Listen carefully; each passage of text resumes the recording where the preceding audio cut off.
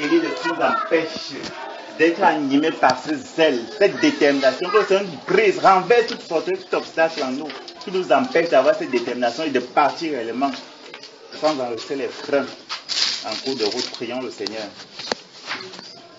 Seigneur Jésus-Christ de Nazareth. Oh Dieu, Seigneur, je reconnais, roi de gloire, Dieu parfait. Seigneur, qu'animé, Seigneur de grâce, occasionnellement par ces élans, Seigneur Dieu de grâce, j'ai été rattrapé. Rattrapé, Seigneur, en cours de route, roi de gloire, Dieu parfait. Seigneur Dieu, j'ai été rattrapé par telle ou telle préoccupation. Non pas spirituel, roi de gloire, mais matériel. C'est eux qui m'ont ralenti, Seigneur de grâce, sur ce chemin. Seigneur Dieu, Seigneur, je viens vers toi, roi de gloire. Seigneur, mes moyens personnels sont révélés vains, Seigneur, limités. Oh Dieu, Seigneur, je prie afin que tu me délivres, roi de gloire. Seigneur Jésus, que je prie, roi de gloire, Dieu parfait, tu me délivres, roi de gloire, ce qui m'amène de grâce à freiner en chemin. À freiner en chemin, roi de gloire, Dieu parfait. Tu pouvais critiquer ceux de Galate en disant, vous avez commencé par l'esprit, vous voulez finir par la chair. Oh Dieu, Seigneur, je crie à toi, Seigneur Jésus-Christ de Nazareth. Seigneur, je crie à toi, roi de gloire. Je vais animer, Seigneur, par cet élan. Et ne plus attendre, Seigneur Jésus-Christ, pour quelque raison que ce soit, Seigneur Jésus-Christ. Oh Dieu, Seigneur, roi de gloire, je te prie de me délivrer tout raisonnement, majesté.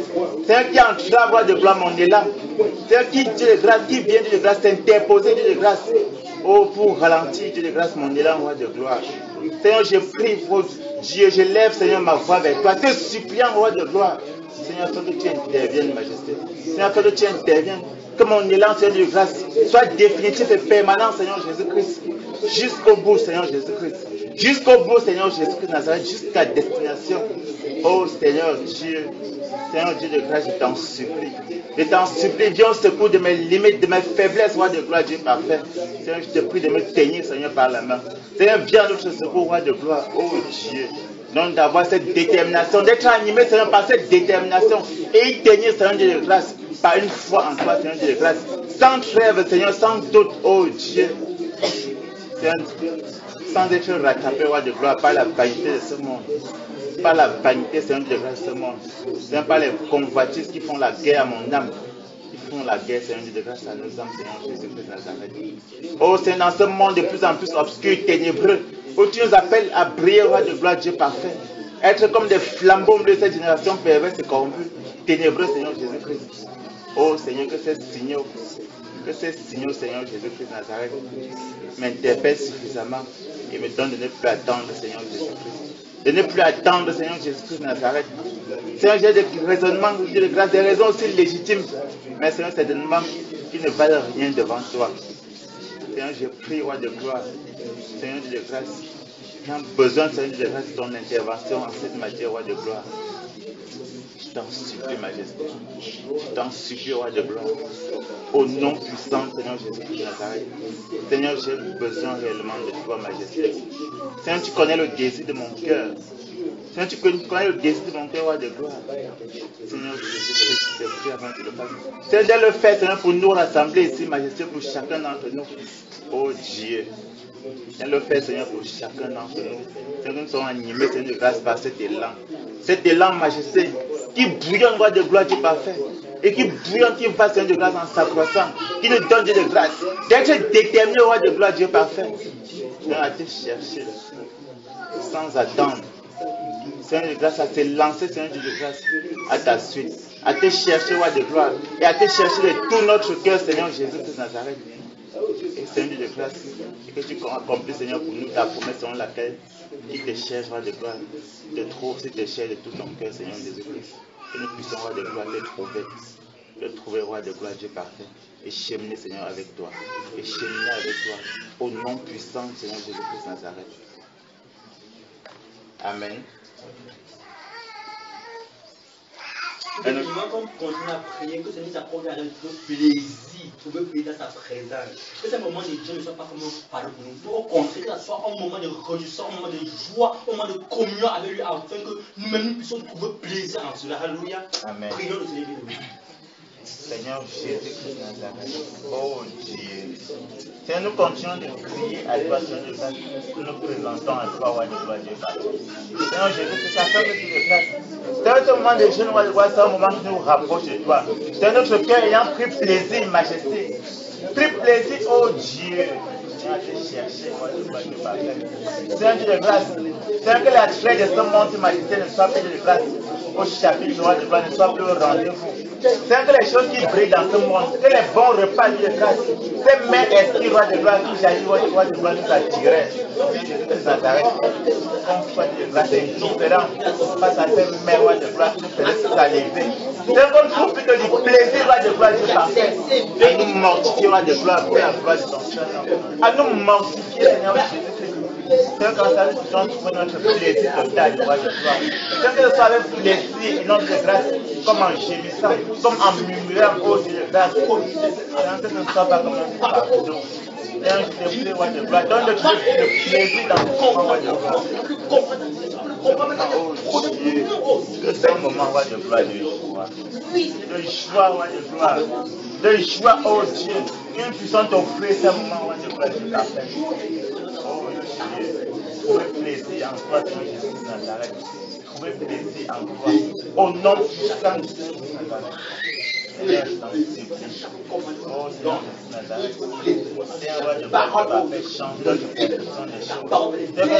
Fais que notre perception des choses change, majesté. Oh Dieu, de même qu'on prenait plaisir à prendre des mains ici, que nous puissions prendre plaisir de grâce dans ta parole, dans la privation de la vie. Oh Dieu. Que Seigneur de grâce, notre plaisir, Dieu de grâce, le plaisir trouvé de grâce dans des mains circulantes de grâce, ce substitut de gloire soit remplacé et que ce plaisir de gloire de parfait se retrouve plutôt dans la communion avec toi. Dieu de grâce, la communion dans ta parole, dans la prière. Loin, roi de gloire, Dieu parfait, du manger et du boire. Loin, Seigneur de grâce, de ces mains circulantes, ô Dieu. Mais Seigneur, que ta parole soit une main circulante, notre cœur, notre âme, notre homme intérieur, au nom puissant de notre Jésus Nazareth. Amen. Amen. Aujourd'hui, après, que le Seigneur met en nous, que le Seigneur nous donne encore des limites. Que le Seigneur nous donne encore des limites, comme la parole dit, que tout notre cœur, tout notre esprit, de tout notre foi. Amen. Ça me suit la Bible que nous devons être appelés ses disciples, tu l'aimes pas de tout, donc renoncer à nous-mêmes en toutes les choses. Amen. Que le Seigneur nous accorde un cœur, dans un amour sincère et vrai en toutes les choses. Prions le Seigneur. Seigneur Jésus, ta parole demande de ne pas aimer en parole. Seigneur, c'est toi qui peux nous donner. Seigneur, ta parole de tu as aimé, tu as donné. Lui qui a donné, je pose les gros, mais ta parole de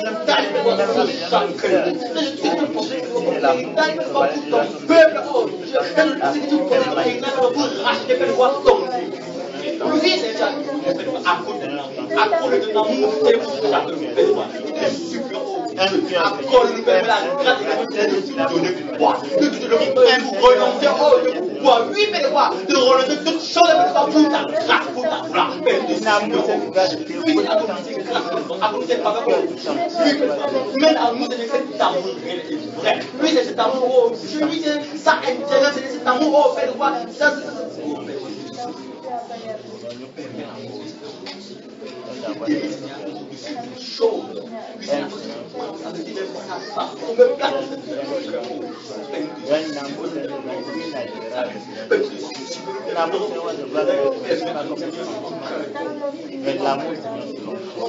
L'amour, c'est une délibération. Personne ne peut te mettre en priorité au Dieu. Lui, c'est de mettre au devant, de mettre au Dieu,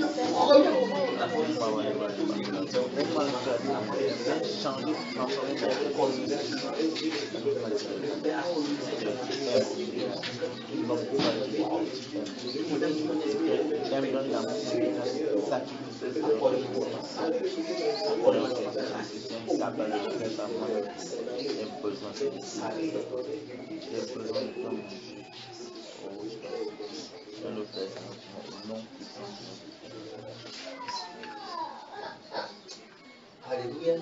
Amen. Comment tu vas prier que le Seigneur fait croire une foi. Amen. Amen. Que le Seigneur fait croire que tout le monde grandit dans la foi. Alléluia.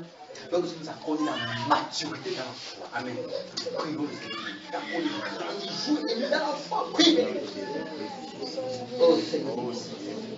Alors, également, je grâce prendre beaucoup de chance à moi. La foi, c'est dans tes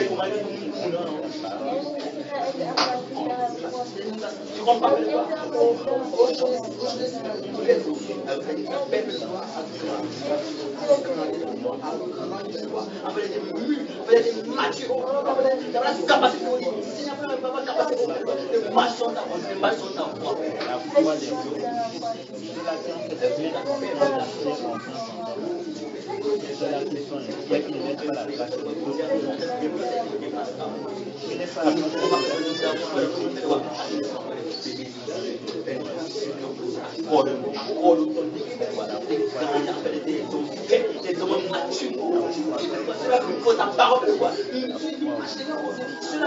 Dans la lumière, il jaillit avec la cela veut dire que tu as fait des modèles.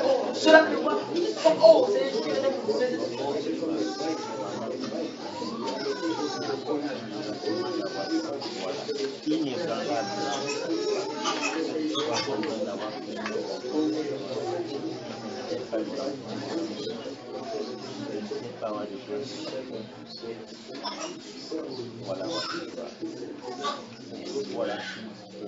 voilà.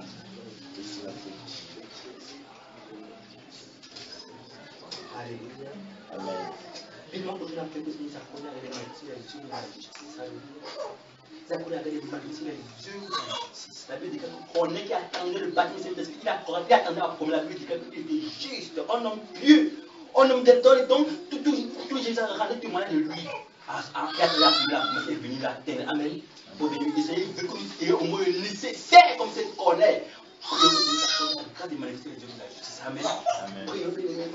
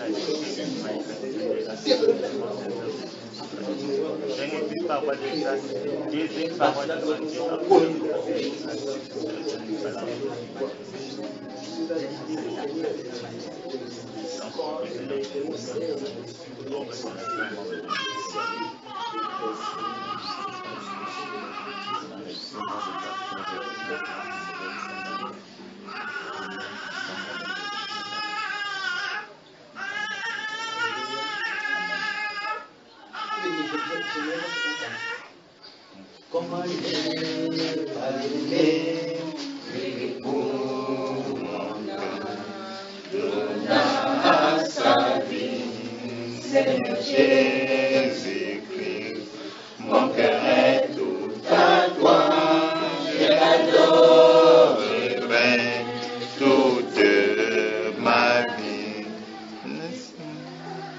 Seigneur Jésus, pour ma Christ lui-même, en donnant sa vie pour moi, pécheur, il vit ma misère et accepta la mort, la souffrance, la honte pour moi, pécheur.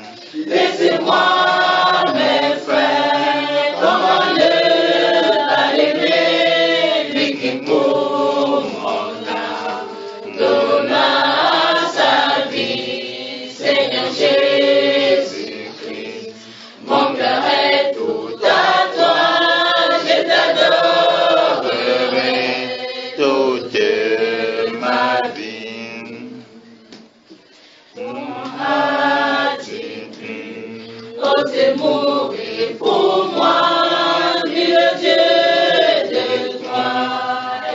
de justice, car ma vie entière au service du péché, ça vient pour lui plaire, mériter l'enfer. Laissez-moi, mes frères, comment ne pas l'aimer, lui qui pour mon âme donna sa vie, Seigneur Jésus-Christ. Mon cœur est tout à toi, je t'adorerai toute ma vie. Qui peut résister à un pareil amour? Si vous le pouvez, moi je le prie. Le Seigneur Jésus accorde la joie et paix dans mon cœur troublé, sans espérance. Laissez-moi, mes frères, comment ne pas l'aimer, lui qui pour mon âme donna sa vie, Seigneur Jésus-Christ. Mon cœur est tout à toi, je t'adorerai toute ma vie. Le Seigneur Jésus est pour nous tous un don que le Dieu d'amour envoya du ciel. Si donc tu reçois ce que ton Dieu te donne, ce sera pour toi le paradis. Laissez-moi, mes frères, comment ne pas l'aimer, lui qui pour mon âme donna sa vie, Seigneur Jésus. Mon cœur est tout à toi, je t'adorerai toute ma vie.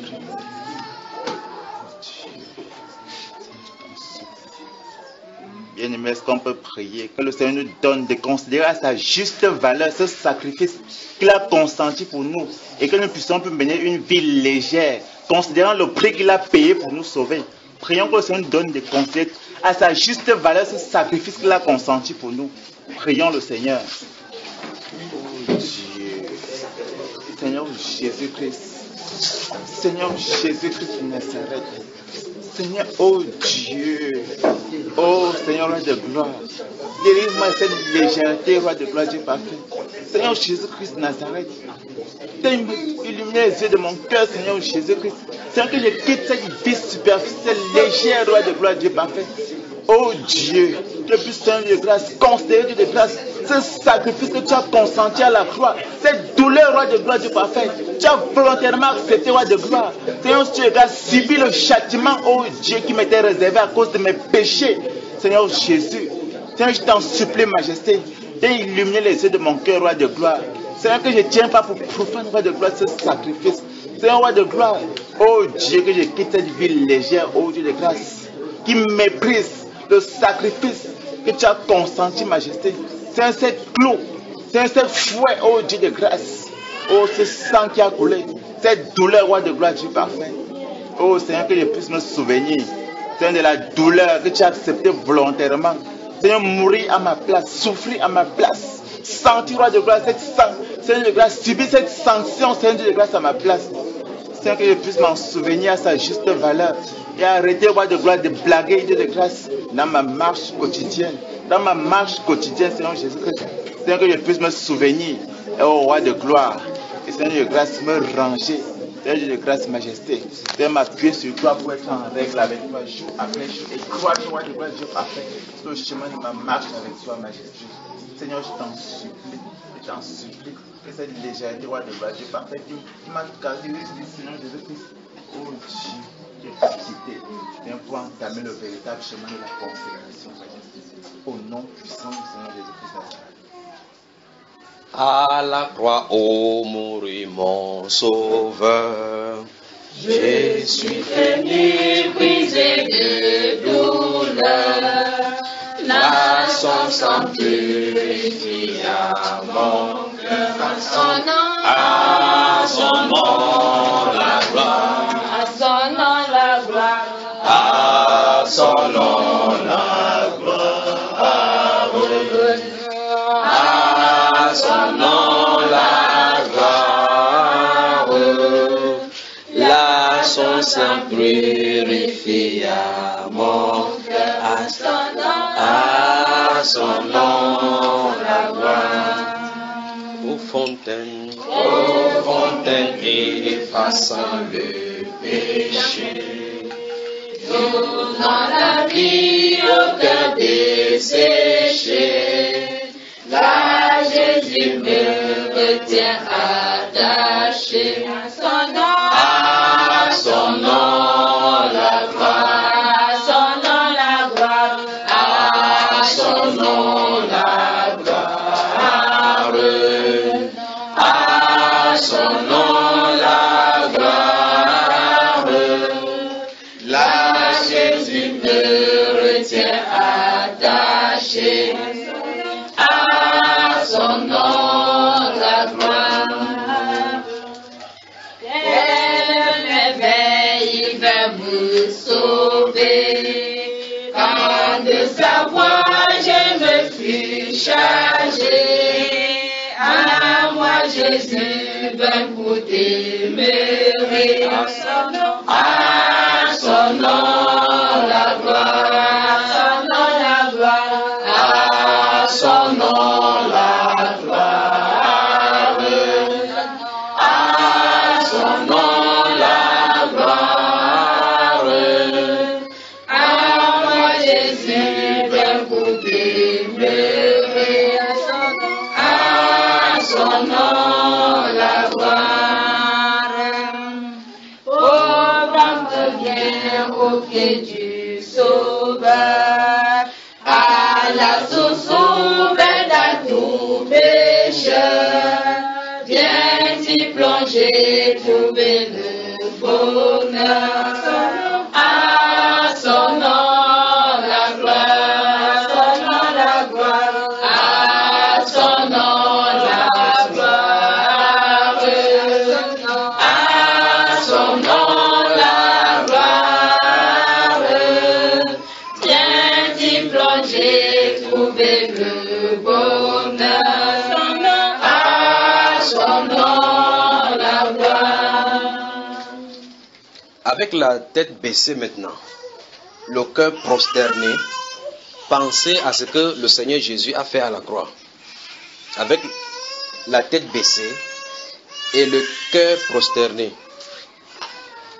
pensez à ce que le Seigneur Jésus-Christ a fait pour nous à la croix, pour vous à la croix, pour toi à la croix. Pensez-y. Pensez comment il a souffert. Pensons comment il a souffert. Il ne méritait pas cela, mais il a porté pour toi et pour moi. Il a souffert l'ignominie, injuré, craché dessus. On a arraché sa barbe. On a accusé injustement en le regardant droit dans les yeux, lui le Dieu créateur. On l'a fouetté, déshabillé, se moqué, bandé les yeux, giflé, lui demandant de prophétiser. Pensez-y. Pensez-y pourquoi était-il au tribunal, afin que toi et moi nous ne serons plus encore au tribunal. Pensez-y. Le jugement de Dieu allait droit sur lui à cause de toi et de moi. Pensez-y. Pensez-y. Pensez-y donc que chaque fois donc que nous vivons dans chacun des péchés, alors qu'il a payé le prix, nous lui faisons du mal à son cœur. Pensez-y. Pensons-y. Pensons que chaque fois que nous marchons dans les voies de dérèglement, il dit que nous n'avons pas compris ce qu'il a accompli à la croix. Pensons-y. Pensons à ce que notre Créateur nous a fait à la croix. Pensons-y. C'est quand il dit viens-tu plonger et trouver le bonheur. La joie d'une âme qui a été délivrée du péché. La joie d'une âme qui expérimente la paix avec son Créateur. La joie d'une âme qui se sent pardonnée. Puisse cela être le nôtre maintenant. Si ton cœur était troublé d'une façon ou d'une autre, c'est le moment de rentrer là et méditer par rapport à la croix. Souviens-toi, il l'a fait alors que tu n'étais pas né. Souviens-toi, il t'a pardonné avant que tu ne viennes au monde. Tu dois accepter et croire à ces pardons, afin que ça quitte ta vie, que la puissance du péché te libère. Pensez à ce que notre Seigneur, pensez à ce que notre Créateur a fait à la croix. La croix, l'opprobre, la malédiction, il est devenu littéralement malédiction pour nous, afin que nous soyons sanctification, afin que nous soyons justice de Dieu. Pensez-y. Disons merci au Seigneur. Disons-lui merci pour ce qu'il a fait pour nous. Merci pour ce qu'il a fait pour nous à la croix. Merci parce qu'il a pris délibérément le poids de notre péché. Il a pris délibérément le poids de nos péchés. Il est allé nous représenter là-bas, alors qu'il n'était pas coupable. Il a pris notre place de culpabilité afin que nous soyons innocents au devant du Père. Seigneur, nous te sommes infiniment reconnaissants. Nous te sommes infiniment reconnaissants pour ce que tu as accompli pour nous. Alors que nous étions encore ignorants, tu es mort pour nous. Nous te sommes infiniment reconnaissants pour cela. Et aujourd'hui, Seigneur, nous prenons conscience encore de la souffrance dont tu as souffert pour nous à la croix. Nous croyons en cela, Père de gloire, comme notre ultime rédemption, comme l'expiation pour notre péché, pour nos transgressions. Père, que chacun ici, ô Dieu de gloire, de nous ici, et tous ceux qui nous écoutent, Père de gloire, dans le monde entier, que tous ceux-là, ô Dieu de gloire, comprennent l'importance de ce pardon que tu as accompli à la croix. Donne-nous de vivre avec ce pardon-là. Donne-nous de vivre en méditant à toutes ces choses-là. Et la conséquence, Seigneur, que nous soyons obéissants, des enfants obéissants, comme toi, tu as été obéissant jusqu'à souffrir la mort. Que nous soyons ainsi, Père, au nom du Seigneur Jésus-Christ de Nazareth. Amen. Veuillez vous asseoir, bien-aimés. Veuillez vous asseoir. Que le Dieu de gloire, le Père de toute grâce, vous comble de ses multiples grâces. Salue seulement quelqu'un à côté de toi, doucement. Au nom du Seigneur Jésus-Christ, saluez quelqu'un doucement, doucement. Et restez toujours dans cette atmosphère. S'il y a eu une atmosphère où je sais que les gens sont déterminés à s'engager, c'est cette atmosphère. Depuis 1 ou 2 semaines, je sens que les gens sont déterminés à en découdre avec ce monde-ci. Que Dieu vous bénisse. Que Dieu vous bénisse. Il dit bien, c'est la première fois depuis ma vie. Je peux vous le rassurer, depuis ma vie que je prêche, de savoir que quelque chose est sur le point d'aller comme ça. Comme si on allait dérouler les tapis, des gens sont en train de marcher. Et je sais que chacun de nous a décidé d'en découdre avec ce monde, d'en finir avec le monde. Et là, sur ce plan-là, le Seigneur va nous aider. Sur ce plan-là, il va nous aider. Quoi? Allume là-bas, frère, comme ça vous allez avoir. Donc, regarde quelqu'un, dis-lui bonsoir, dis bonsoir. Quelqu'un, même si à distance, dis-lui bonsoir. Fais un sourire à quelqu'un, dis bonsoir. Donc, vous êtes la bienvenue pour la première fois, pour ceux qui sont des retardataires, pour ceux qui ne jeûnent pas, pour ceux qui jeûnent. Vous ne mourrez pas. Je sais que 18 heures passées depuis 20 minutes. Même si vous ne buvez pas l'eau, vous n'allez pas mourir. C'est pas parce qu'on a dit qu'à 18h, ici c'est exceptionnel. Donc, souvenez-vous, si 18h, alors qu'on est dans la prière, on va jusqu'à ce qu'on finisse, vous allez manger, vous n'allez pas mourir. C'est le moment par excellence que la vraie parole pénètre votre esprit. C'est vrai que vous avez les palpitations avec les mains qui tremblent comme pour Jean-Paul II, mais vous n'allez pas mourir. Hein, frère? Vous allez voir tout simplement que quand on entre dans le bain de cette parole-là, vous ne sentez plus la famine. Je sais que c'est difficile pour certains d'entre vous. 1, 2, 3, 4e, 5e jour, vous n'allez plus rien sentir. D'accord, frère? Que Dieu vous fortifie. Qu'il vous parle. Donc, je crois que l'Esprit de Dieu veut que nous prions. Je vois que son Esprit veut que nous prions.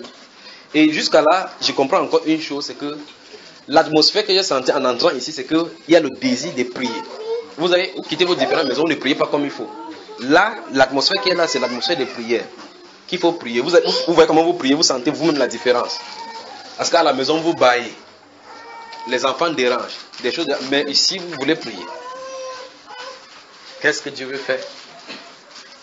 Donc, je vais vous donner deux indications venant de lui avant qu'on voie l'exhortation, qu'on va voir selon qu'il le veut. Et puis, on entre dans la prière.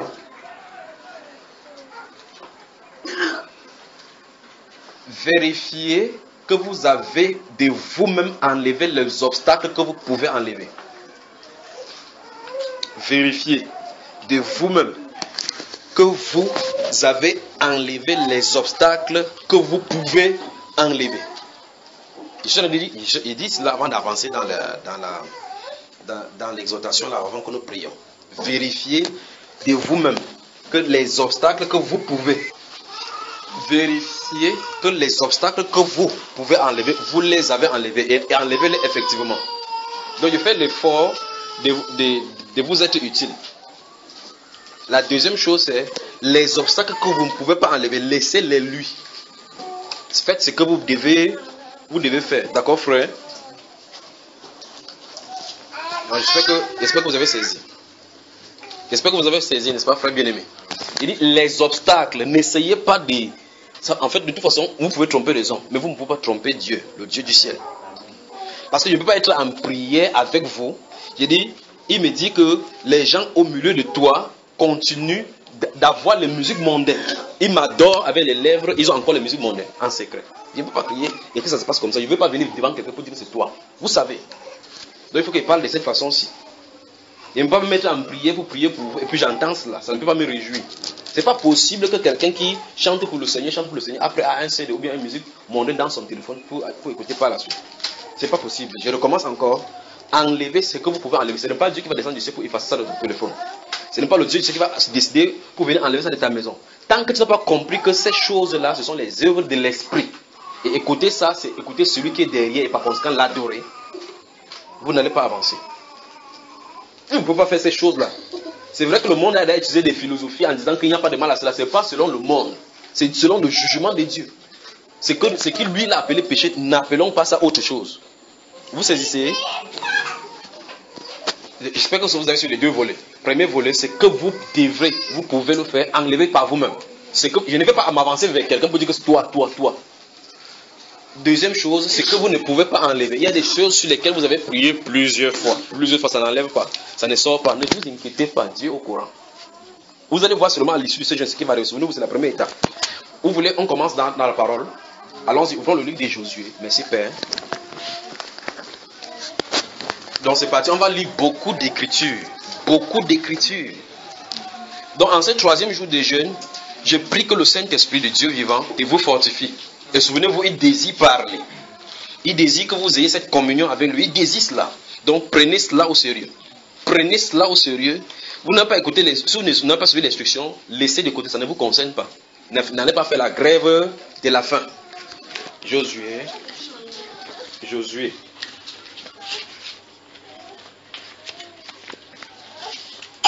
Donc, les enfants, veuillez vous tenir vraiment tranquille, que Dieu vous bénisse également.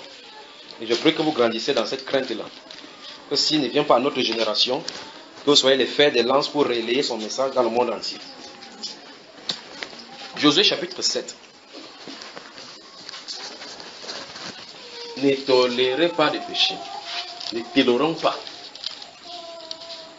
Même si nous avons eu à pécher, ce n'est pas l'affaire. Et surtout, l'une des choses que nous avons toujours vues, c'est ne pas donner accès au diable en disant que comme tu as fait tes choses, Dieu n'est plus avec toi. Ne croyez pas cela. Il a expié pour tous les péchés absolument. Ne croyez pas cela, ne croyez pas ces mensonges du diable parce qu'il fait comme ça pour t'isoler quelque part, pour t'écribler. Ne croyez pas cela du diable. Parce que Christ a payé tes péchés, pour tes péchés que tu avais confessés avant que tu ne meurs, même pour ce que tu as commis. Mais le problème, c'est d'avoir la détermination maintenant pour marcher selon lui. D'accord, frère? Souvenez-vous de ce que nous avons dit la dernière fois. Le Père nous appelle saints. Soyons dignes de porter son nom là. Josué chapitre 7. Je vais lire là et puis on va aller quelque part. On y va. Donc, quand je vais lire plus tard, je vais vous donner des versets où nous allons parcourir. Peut-être je déposerai la Bible et puis nous allons parcourir cela ensemble, selon que Dieu voudra, selon l'orientation qu'il voudra. Puis on va prier. Les enfants d'Israël commirent une infidélité au sujet des choses dévouées par interdit. Vous y êtes? Au sujet des choses dévouées par interdit. La Bible déclare que les enfants d'Israël commirent une infidélité. L'infidélité, ça veut dire que tu n'es pas droit dans ton agissement. D'accord? On dit les enfants d'Israël commis une infidélité.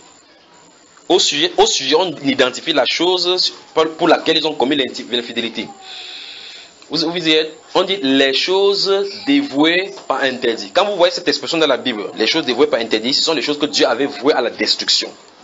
Donc quand Dieu dit par exemple que vous arrivez quelque part, vous dévouez par interdit toute la ville, femmes, enfants et autres, ça c'est parce qu'il faut les tuer.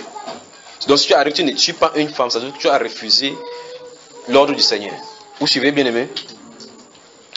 Donc la Bible déclare verset 1 que les enfants d'Israël commis une infidélité au sujet des choses dévouées pas interdites. Point. Akan, vous y êtes, fils de Camri, fils des Abdi, fils des Irak, de la tribu de Yehuda, prit des choses dévouées pas interdites. C'est une personne qui l'a fait. Et on dit que Israël a commis l'infidélité. Dans ces choses-là, vous devez voir la différence entre l'ancienne alliance et la nouvelle alliance. Dans l'ancienne alliance, Dieu traitait avec le peuple, comme je vous dis chaque fois. Donc ça veut dire qu'une personne est coupable, tout le reste est coupable. Dans l'église, c'est individuel. Tu pêches, c'est ton problème. Que celui qui est saint se sanctifie. Que celui qui est, vous voyez, n'est-ce pas? Ouais. Donc ça veut dire que si vous êtes saint, vous vous sanctifiez encore davantage, c'est vous. Que chacun sache posséder son corps dans la sainteté. Donc c'est individuel. Alors qu'en Israël, une personne désobéissante, le reste est coupable. Vous comprenez, n'est-ce pas? Maintenant, nous allons voir la notion d'interdire les choses, donc identifier et ôter cette chose. Et la colère de l'Éternel s'enflamma contre les enfants d'Israël. Josué envoya de Jéricho des hommes vers Haï, qui est près de Beth-Haven, à l'orient de Bethel. Il a dit, montez et explorez le pays. Et ces hommes montaient et exploraient le pays. Souvenez-vous, Josué, c'est le prophète. D'accord? Le conducteur. Il revint auprès de Josué et lui dit, il est inutile de faire marcher tout le peuple. 2 ou 3 000 hommes suffiront pour battre Haï. Ne donne pas cette fatigue à tout le peuple, car ils sont en petit nombre. 3 000 hommes environ s'est mis en marche, mais ils prirent la fuite devant les gens d'Haï. Dieu avait donné la promesse à Israël que tant qu'Israël resterait sous son alliance, un seul parmi eux chasserait combien? 1000. 2 chasseraient combien? 10 000. Il a dit que l'ennemi viendrait par un chemin, ils vont rentrer par combien? Donc ça veut dire que tant que nous restons sous la protection de Dieu, Dieu nous accorde la victoire. Vous voyez, n'est-ce pas? Maintenant, suivez ce qui va arriver. Les gens d'Aï leur tuaient environ 36 hommes. Il les poursuivit depuis la porte jusqu'à Shebarim et les battit à la descente. Le peuple fut consterné et perdit courage. Tout à l'heure, c'est le chef de l'armée qui sont venus dire à Josué que nous avons vu les gars là. Avec 3 000 on peut finir avec eux. Ils ne savaient pas qu'avant de s'engager dans la bataille, il faut vérifier d'abord son arrière. Maintenant, le Nouveau Testament nous dit que nous n'avons pas à lutter contre la chair et le sang. Ceux-ci, ils ont tué seulement 36 personnes. Les batailles avec que nous lisons, chaque fois quand tu pêches, des astres errants te regardent. Chaque fois quand tu commets un péché, ils enregistrent. Chaque fois quand tu commets un péché, tu ouvres des portes. Donc ils peuvent frapper à tout moment. Le plus grave, c'est que nous ne connaissons pas la sensibilité même de l'esprit. Nous sommes d'accord? Eux, ils allaient lutter physiquement. Dieu dit dans Éphésiens chapitre 6, verset 12, que nous n'avons pas à lutter contre la chair. Donc ce n'est pas comme pour eux. Pour nous, c'est plus terrible parce que ici, eux là, l'esprit, ils savent qu'ils ont déjà perdu d'avance. Donc ils ne font pas de cadeaux. C'est pour ça qu'il faut que chacun de nous vérifie si on n'a pas leur objet à eux avant d'aller combattre. Vous suivez? Il faut qu'on vérifie, chacun vérifie s'il n'a pas. On ne peut pas avoir les armes de Satan pour le combattre. C'est pour ça que vous allez voir les armes de Dieu dans la Bible ne sont pas conventionnelles. Son style d'arme qui donne correspond à la victoire qu'on va avoir face à l'ennemi. Vous allez voir, il dit dans Éphésiens chapitre 6 que prenez pour casque le salut et la vérité pour ceinture. Donc pour briser l'esprit de mensonge, c'est par la vérité. Vous savez ça, frère? Donc il faut qu'on vérifie. Donc 3000 personnes sont parties du côté de Haï, ils ont pris la fuite, environ 36 personnes sont mortes. La Bible déclare, ils étaient consternés et le peuple perdit courage. N'est-ce pas, frère? Regardez bien ce qui va se passer. Josué déchira ses vêtements et se prosterna jusqu'au soir. Soulignez. Vous avez vu ça? Josué déchira ses vêtements et se prosterna jusqu'au soir, le visage contre terre, devant l'arche de l'Éternel. Lui et les anciens d'Israël, et il se couvrit la tête des poussières. Donc ils sont restés prosternés devant l'arche. Sa tête était au sol, restés prosternés jusqu'au soir. Imaginez un peu cela, ce vieillard. Se prosterner là pour avoir la solution. Qu'est-ce qui nous indique? Donc même s'il y a n'importe quel problème, remarquez très bien qu'il y a un péché. Il ne connaît pas ce qui s'est passé. Lui, il ne connaît pas ce qui s'est passé. Il s'est dirigé vers Dieu pour savoir la solution, ou bien la cause de cette défaite-là, de cette chose-là. Cette chose qui arrive à Israël. Il veut savoir quelle est la chose. Qu'est-ce qui a causé ça? Quelles sont les motivations? Pourtant, le peuple de Dieu ne veut pas avoir cela. J'espère que vous comprenez. Il y a une alliance entre le peuple et Dieu. Alors le peuple va au combat, il ne voit pas cette réalisation-là. Alors il y a un problème. Il faut qu'il cherche la cause. Le prophète est là pour chercher la cause devant le Seigneur. C'est le prophète. Il reste devant l'arche, prosterné jusqu'au soir. Je veux que vous imaginez cela. Prosterné jusqu'au soir, un vieillard, la tête au sol. Il ne bouge pas de là jusqu'à ce que Dieu donne la réponse. Vous y êtes? Verset 7. Josué dit, ah Seigneur. Donc quand il était prosterné, voilà ce qu'il disait. On a dit jusqu'au... Je veux que vous compreniez ces choses-ci. Mon rôle devant vous, c'est seulement vous indiquer la manière pour vous présenter devant lui. Afin qu'on ne fasse pas de bavardage. Je veux que seulement vous montrer, c'est tout ce que je peux faire. Et puis activer cette parole-là en vous pour que vous ayez foi en sa parole et en cette personne-là que nous prêchons. C'est tout ce que je peux faire en tant qu'être humain. Voici, étant prosterné, il va dire, ah Seigneur éternel, pourquoi as-tu fait passer le Jourdain à ce peuple pour nous livrer entre les mains des Amoréens et nous faire périr? Oh, si nous eussions su rester de l'autre côté des Jourdains, des grâces Seigneur, que dirais-je après qu'Israël a tourné le dos devant ses ennemis? Les Cananéens et tous les habitants du pays la prendront, et nous envelopperons et ils feront disparaître notre nom de la terre. Et que feras-tu pour ton grand nom? Vous avez vu la façon que c'est à présenter ça au Seigneur? Donc, ça veut dire que cet ennemi, si l'ennemi s'y comprend effectivement qu'il est venu, il a eu la victoire sur toi. Ça va être déclenché dans le royaume. Comme mon gars, celui-là qui nous dérangeait là, allez-y, foncez. Alors c'est pour ça qu'il a dit que quand une personne va sortir, il va rentrer voir, il va aller prendre cette autre. Donc faisons attention. Et maintenant, regarde bien, le Josué met Dieu dos au mur parce qu'il s'agit de son nom, de défendre son nom.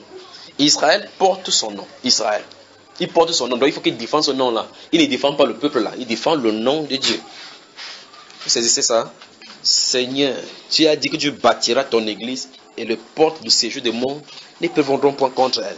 Mais voici ton église qui est faible. Nous sommes faibles, point de don spirituel, point de manifestation spirituelle. Que diras-tu maintenant, Père, alors que l'église est en train de faire face à cette difficulté dans le monde? Vous voyez cela, n'est-ce pas, frère? J'espère que vous me comprenez. Continuons ici. Verset 10. L'Éternel dit à Josué, lève-toi. Pourquoi restes-tu ainsi couché sur ton visage? La solution est donnée. Je vous ai dit, quand Dieu parle, ça change. Donc ça veut dire que si Dieu n'avait pas parlé, il serait resté là-bas. Il est resté jusqu'au soir. Pourquoi tu ne lui as pas dit une seule fois, quand il a commencé à prier, vous dites, quand il faut prier, quittez là-bas. Il est resté jusqu'au soir, parce qu'il est la solution à ce problème-là. Vous suivez, bien-aimé? L'Éternel lui dit, lève-toi. Pourquoi quand restes-tu prosterné là-bas? Regarde bien. Israël a péché. Ils ont transgressé mon alliance que je leur ai prescrite. Ils ont pris des choses dévouées, pas interdites. Ils les ont dérobées et ils ont dissimulé et ils les ont cachées parmi les bagages. Regardez bien verset 12, soyez attentifs. Aussi, les enfants d'Israël ne peuvent-ils résister à leurs ennemis? Ils tourneront le dos devant leurs ennemis car ils sont sous l'interdit. Souligné. Dans le livre de Deutéronome chapitre 7, le verset 29, 27 à 29, la Bible déclare que tu ne feras pas entrer chez toi quoi? Des choses dévouées par de peur que tu ne deviens comme cette chose-là. Ça veut dire que c'est une chose de malédiction. Tu es automatiquement une malédiction. Par conséquent, n'importe quoi peut t'arriver. C'est pour ça qu'il est en train de dire tout à l'heure, identifier les choses que Dieu a dévouées par intérêt, c'est-à-dire que Dieu a rejetées, qui ne plaisent pas à Dieu, éliminons. Ce que vous pouvez éliminer, éliminons. Souvenons-nous, la sanctification de l'extérieur, Dieu nous les désigne afin que nous enlevions. Vous vous souvenez? La sanctification à l'intérieur, ça dépend de vous. Vous ne pouvez pas envoyer la main pour enlever la colère de votre cœur. Vous ne pouvez pas. Vous n'avez pas le droit. Vous ne pouvez pas. Vous n'avez pas le pouvoir. Vous ne pouvez pas envoyer la main pour enlever les images que vous avez enfouies en vous. Non. Il doit nettoyer cela. Donc, déjà, avant que vous ne croyez, vous mentiez, pas vrai? Même péché, vous mentiez. Mais maintenant, vous ne parvenez plus à mentir. Est-ce que vous avez fait l'effort pour cela? Dieu, notre Seigneur, est à l'œuvre. Il nettoie ça jour après jour. Donc, faites-lui confiance. Comme il a nettoyé sans que vous ne soyez au courant, il va le faire pour les autres là. Souvenez-vous, lorsque la semence est mise en terre, ça grandit doucement. À un moment donné, il y a une étape où ça va produire seulement la tige. À un moment donné, ce sont les feuilles. À un moment donné, c'est le moment caractéristique même des fruits. D'accord? Chaque chose en son temps. S'il a fait le mensonge avant de faire l'impurité, ne vous dites pas pourquoi il n'enlève pas ces choses-ci. Parce qu'il a enlevé l'autre sans vous en demander. Vous suivez? Mais ce qui est de notre ressort, faisons-en exactement, promptement et immédiatement. Ce qui est de notre ressort, quand Dieu te pointe ces choses, et vous savez effectivement que voici la chose identifiée, n'essayez pas de dire Seigneur, donne-moi la force pour enlever. Vous me suivez? Mes frères bien-aimés, vous m'entendez bien? Il dit ceci. Si Dieu te présente quelque chose dans ta vie, tu sais que Dieu t'a présenté ces choses, que ceci est mauvais. N'essayez pas de philosopher. Souvenez-vous de ce qu'il nous a dit plusieurs fois. Les moyens de distraction sont les armes sournoises et des armes de destruction massive pour la foi des chrétiens. C'est ce qu'il nous a dit ici.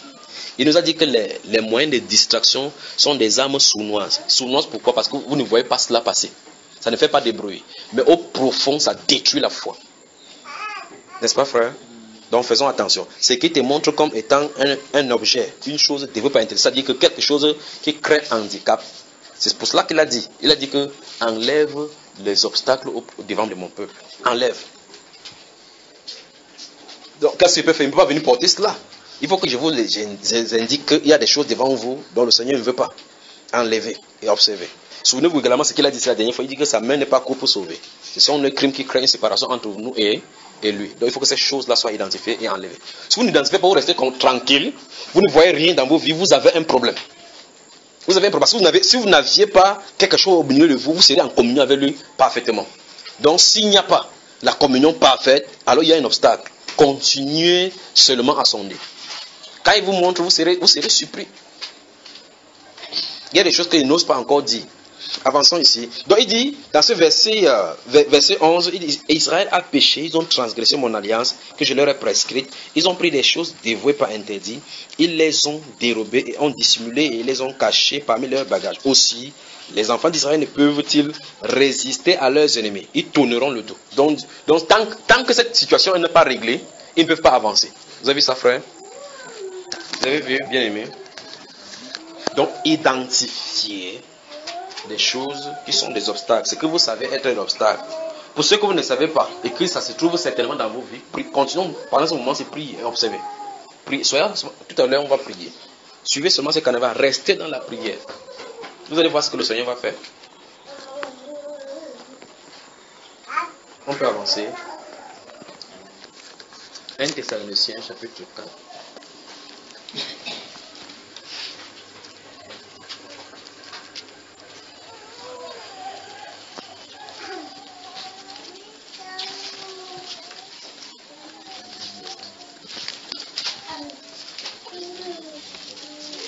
Aider quelqu'un à côté à trouver 1 Thessaloniciens pour qu'on nous allons voir. Parce qu'il y a beaucoup d'écritures. Ce sont des antiques, il y a beaucoup d'écritures. Et par la suite, nous allons prier. Lorsque quelqu'un tombe là, souvenez-vous, ce n'est pas l'effet de ceci. Ça peut être la famille, mais il ne doit pas mourir. 1 Thessaloniciens, chapitre 4.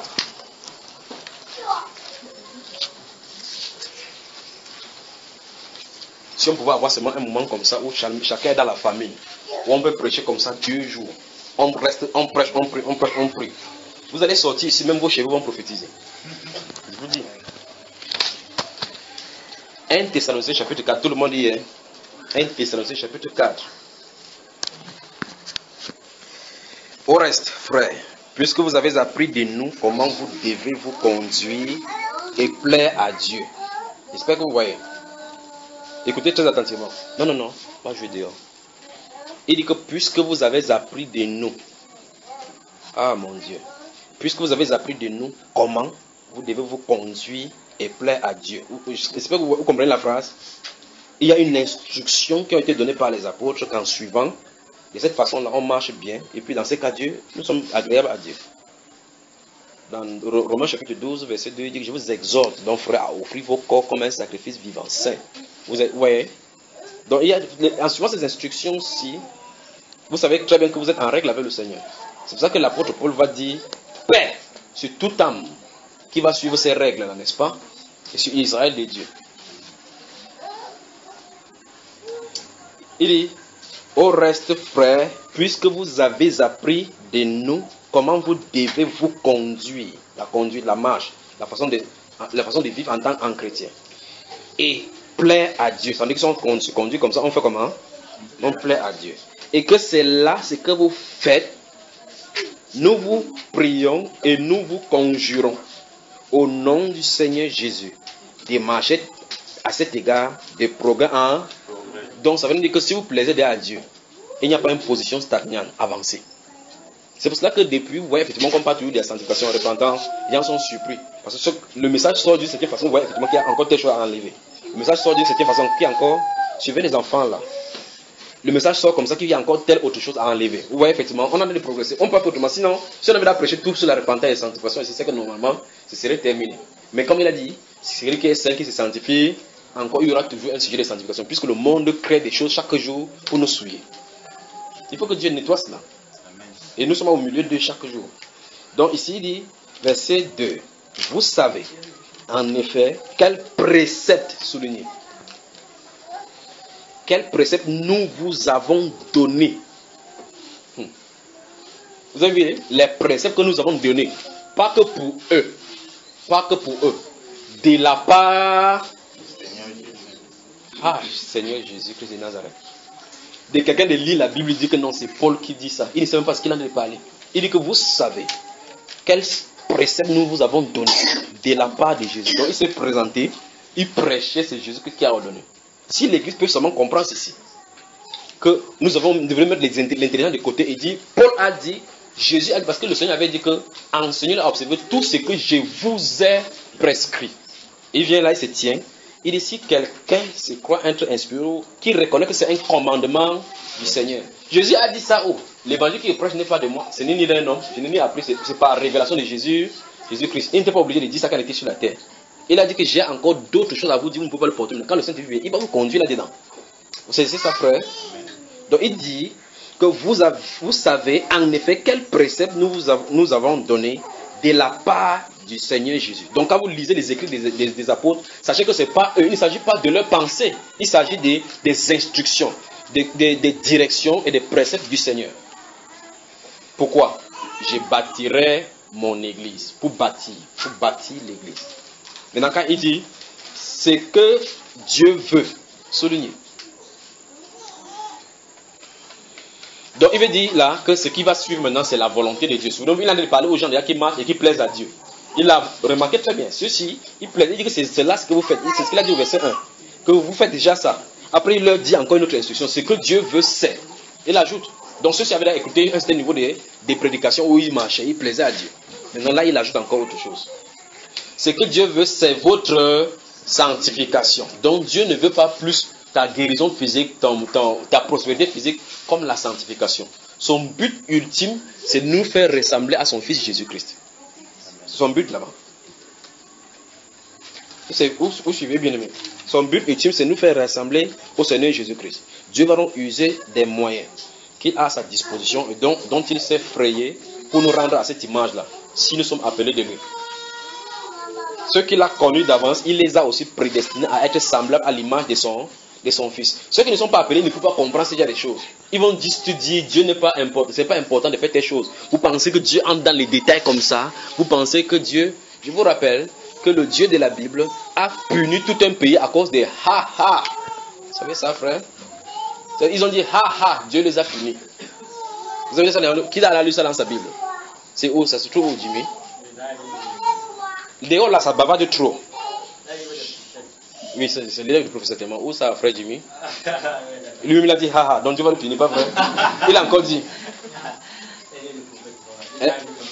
Mais toi-même, tu l'imites en disant haha. Hein? Toi, tu te moques de qui alors? Donc, Israël a de traverser son pays comme ça là. Et il dit haha. Dieu garde le petit doigt. Il dit qu'il ne dit rien. Longtemps après, Dieu a envoyé, je me souviens du fait qu'ils avaient dit haha quand mon peuple passait. Souvenez-vous de cela. Donc ce que nous considérons comme péché, c'est que nous considérons que non, vous pensez que Dieu ceci va faire comme ça. Ils avaient seulement fait quoi? Hein? Ils avaient seulement fait, ils n'ont pas fait ça 3 fois. Ha ha.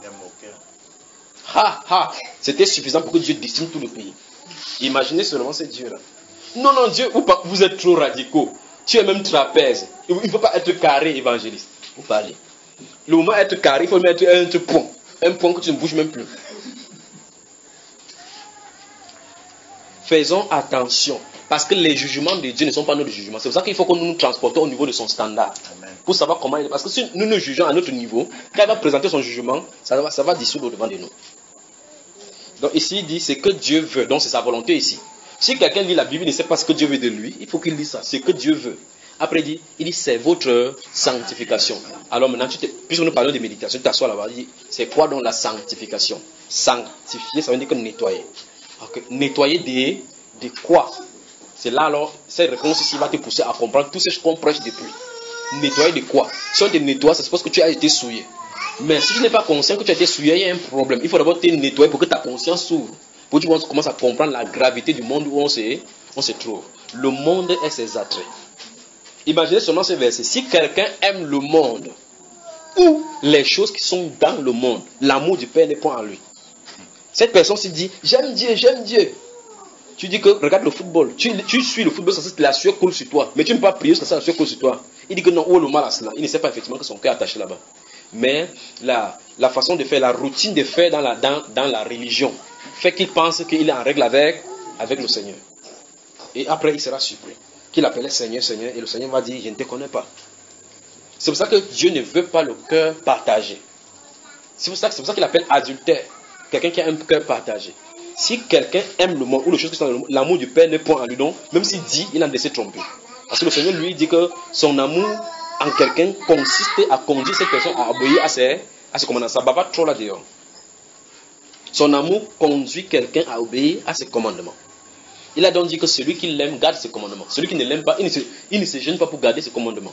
Mais si tu ne l'aimes pas, il y a un problème avec toi parce que 1 Corinthiens 16, 22 dit, si quelqu'un n'aime pas le Seigneur, qu'il soit maudit. C'est l'une des fois les plus grotesques que dans le Nouveau Testament, c'est écrit brut comme ça. Donc les deux choses l'une. Tu n'aimes pas le Seigneur Jésus-Christ, tu es maudit. Tu ne l'aimes pas, tu as des problèmes. Si tu l'aimes, tu ne peux pas te tromper parce que tu dois l'aimer selon les règles. Et si tu l'aimes, on va tester. Comment tester? Marches-tu d'après sa parole? Tu ne peux pas fumer la cigarette, tu fumes la cigarette, tu dis que Dieu a dit seulement crois seulement. Et puis tu dis, la Bible déclare là-bas que c'est que Dieu fait de sanctification. Il va te nettoyer de quoi? Pose-toi la question sur la feuille. La sanctification consiste dans le nettoyage de mon corps, de mon âme et de mon esprit. Tu vois, grand cœur, mon corps. De quoi est-ce que j'ai besoin de nettoyage? Alors là, tu vas savoir des listes de choses que Dieu va sortir devant toi. Mon âme, de quoi? Il dit, faites attention à la convoitise charnelle qui fait la guerre à l'âme. Quelles sont les choses que tu vas voir dans le monde? Ça me plaît. Note ça. Tu vas, vous allez voir là où on en est. Tu vas dire que pourquoi tu vas regarder ton carnet là.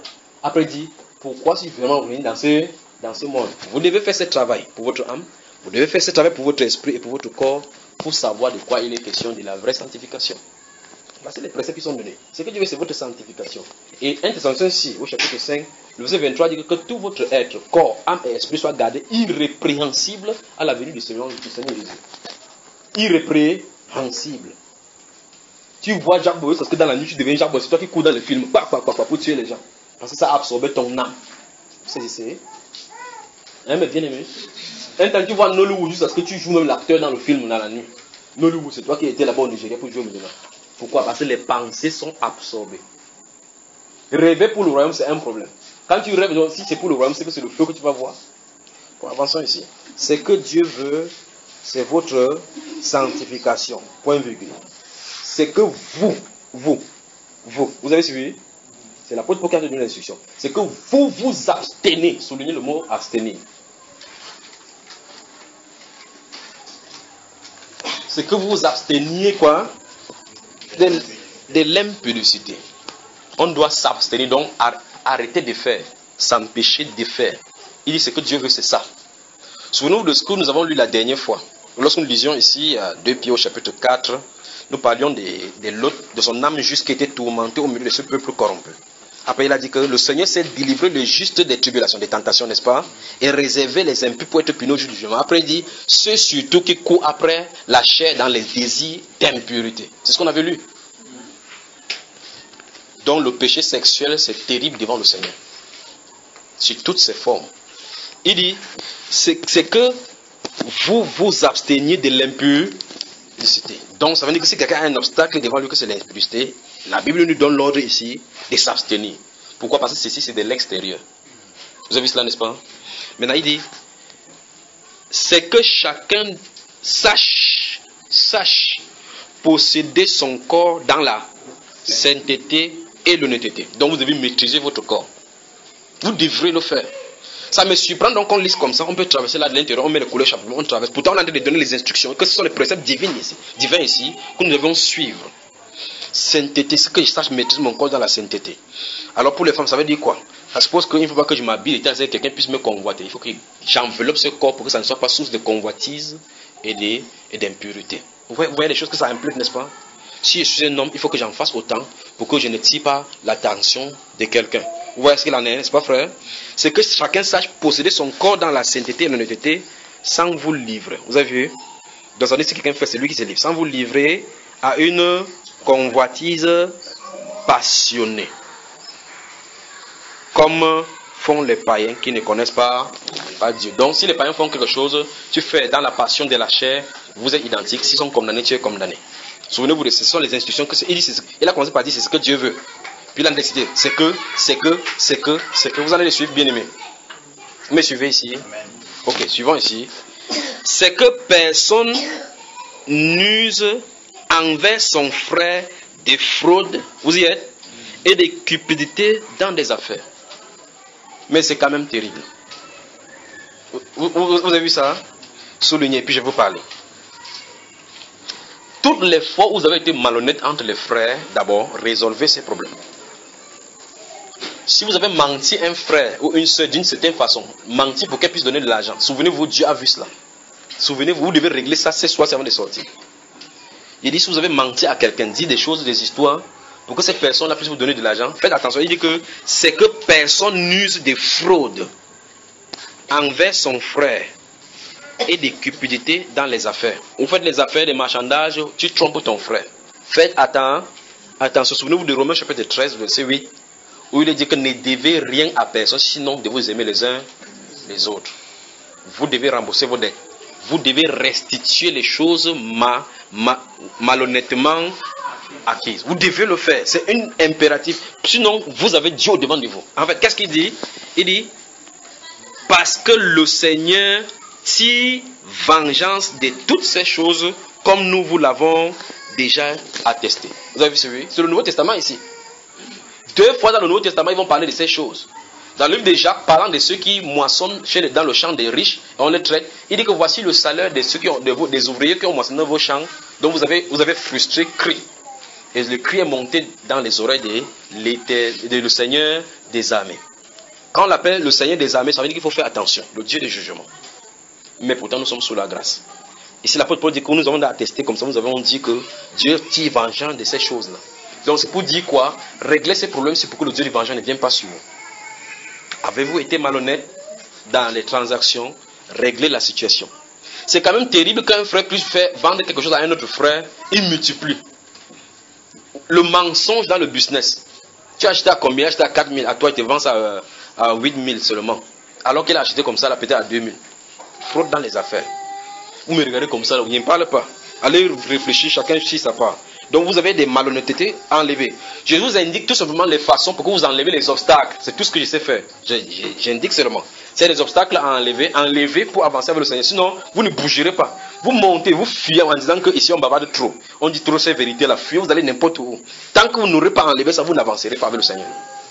Parce que le Seigneur, quand c'est hors d'ici, il ne dit pas qu'à partir de maintenant j'oublie les malhonnêtetés. Non. Ça doit être enlevé. Parce qu'il a déjà dit qu'il tire vengeance de ces choses-là. On peut avancer. Notez 1 Corinthiens chapitre 6. 1 Corinthiens chapitre 6. Notez 1 Corinthiens parce que je vais aller rapidement. Notez le verset 13. Notez d'abord les versets 9 et 10. Point virgule. Puis 13 à 20. Donc 1 Corinthiens chapitre 6, verset 9 et 10. Puis les versets 13 à 20. Notez cela. Vous êtes avec moi? Bon, ouvrons maintenant 1 Pierre chapitre 4. Notez 1 Pierre chapitre 4. Nous allons lire des versets là-dedans. Et puis on va avancer. Que Dieu vous bénisse vraiment. Vous voyez comment la famille est partie, n'est-ce pas? La famille n'est partie, pas vrai, bien aimé. On peut pas continuer le deuxième jour, l'autre jour comme ça. Hein? On est là maintenant dans le ventre. 1 Pierre chapitre 4.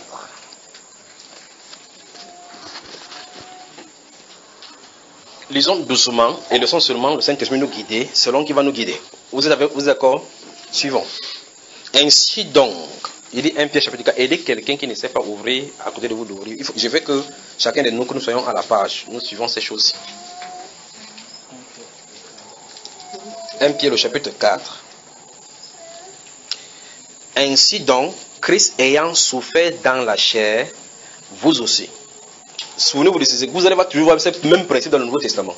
Il y a un rôle, il y a ce que Dieu a fait, il y a ce que nous devons faire. Ainsi donc, Christ ayant souffert dans la chair, vous aussi. Vous avez vu?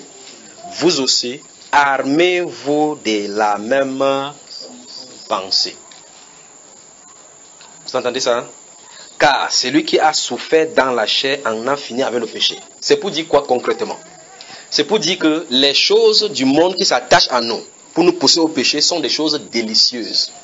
C'est couper de cela, ça va faire du mal à la chair. Priver de ces choses-là vont faire du mal à la chair. Mais souvenez-vous, vous n'êtes pas seul dans ces cas-là.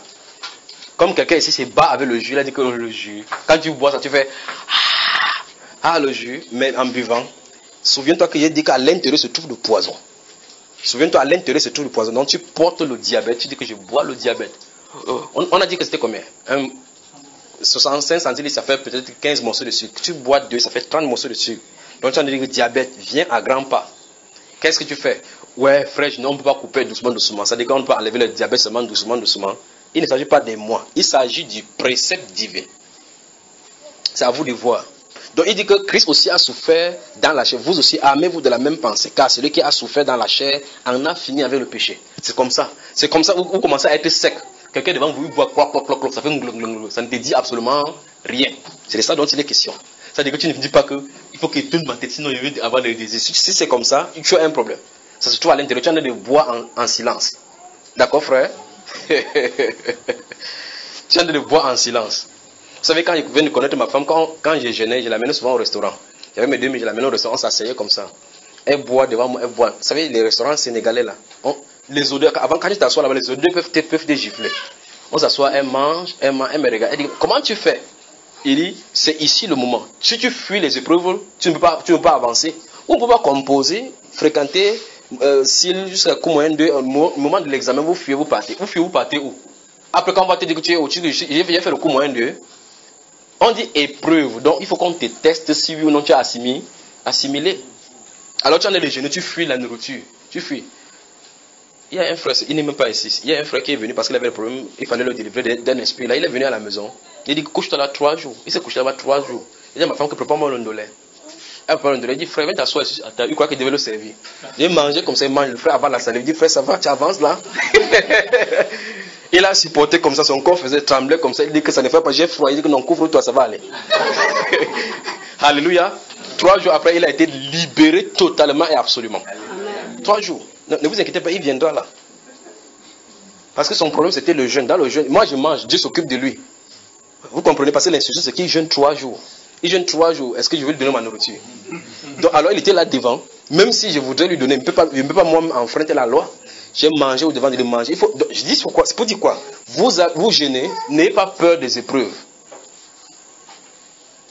Il ne faut pas que quelqu'un soit là-bas à la cuisine avec un bout de pain. Vous sentez ton nez commence à être. Tu fais comment faire là comme le chien. Il faut que vous soyez de telle enseigne que si quelqu'un mange à côté de vous. Il dit ma femme s'assied devant moi, elle mangeait les salades et autres là-bas, elle mangeait, elle finit, elle boit. Il reste tranquille, il dit finit, on part. Elle bouge toute la tête comme ça que c'est sûr que le gars ce n'est pas normal. Je suis normal. Mais souvenez-vous, on va doucement dans ces choses-là. Parce que quand j'ai connu le Seigneur, ma nourriture préférée était les jeûnes. J'ai jeûné 3 jours à sec, en plein 14 jours au ballon avec les gens. Après, quand le ballon finissait, en plein soleil, c'est eux qui fuyaient pour aller à l'homme pour aller brûler. Il dit, finissez, venez ici, on va jouer. 3 jours, sans manger, sans boire. J'ai fini comme ça, je me lave, je continue là comme ça, je prêchais. Vous formez votre corps comme ça, votre corps va répondre comme ça. Et alors, la Bible déclare donc que Christ a fini, souvenez-vous de lui, dans Ésaïe chapitre 53, on dit qu'il était habitué à la souffrance. Donc c'est quelqu'un que il était agrégé en souffrance, c'est le Seigneur Jésus. Donc, il était diplômé en calomnie. Il a dit, qu'est-ce que les gens disent de moi? On dit, l'autre dit que tu égales le peuple. Et ça fait quoi? Il égale le peuple. Ben, si c'est parce qu'il n'égale pas le peuple, ça ne lui dit absolument rien.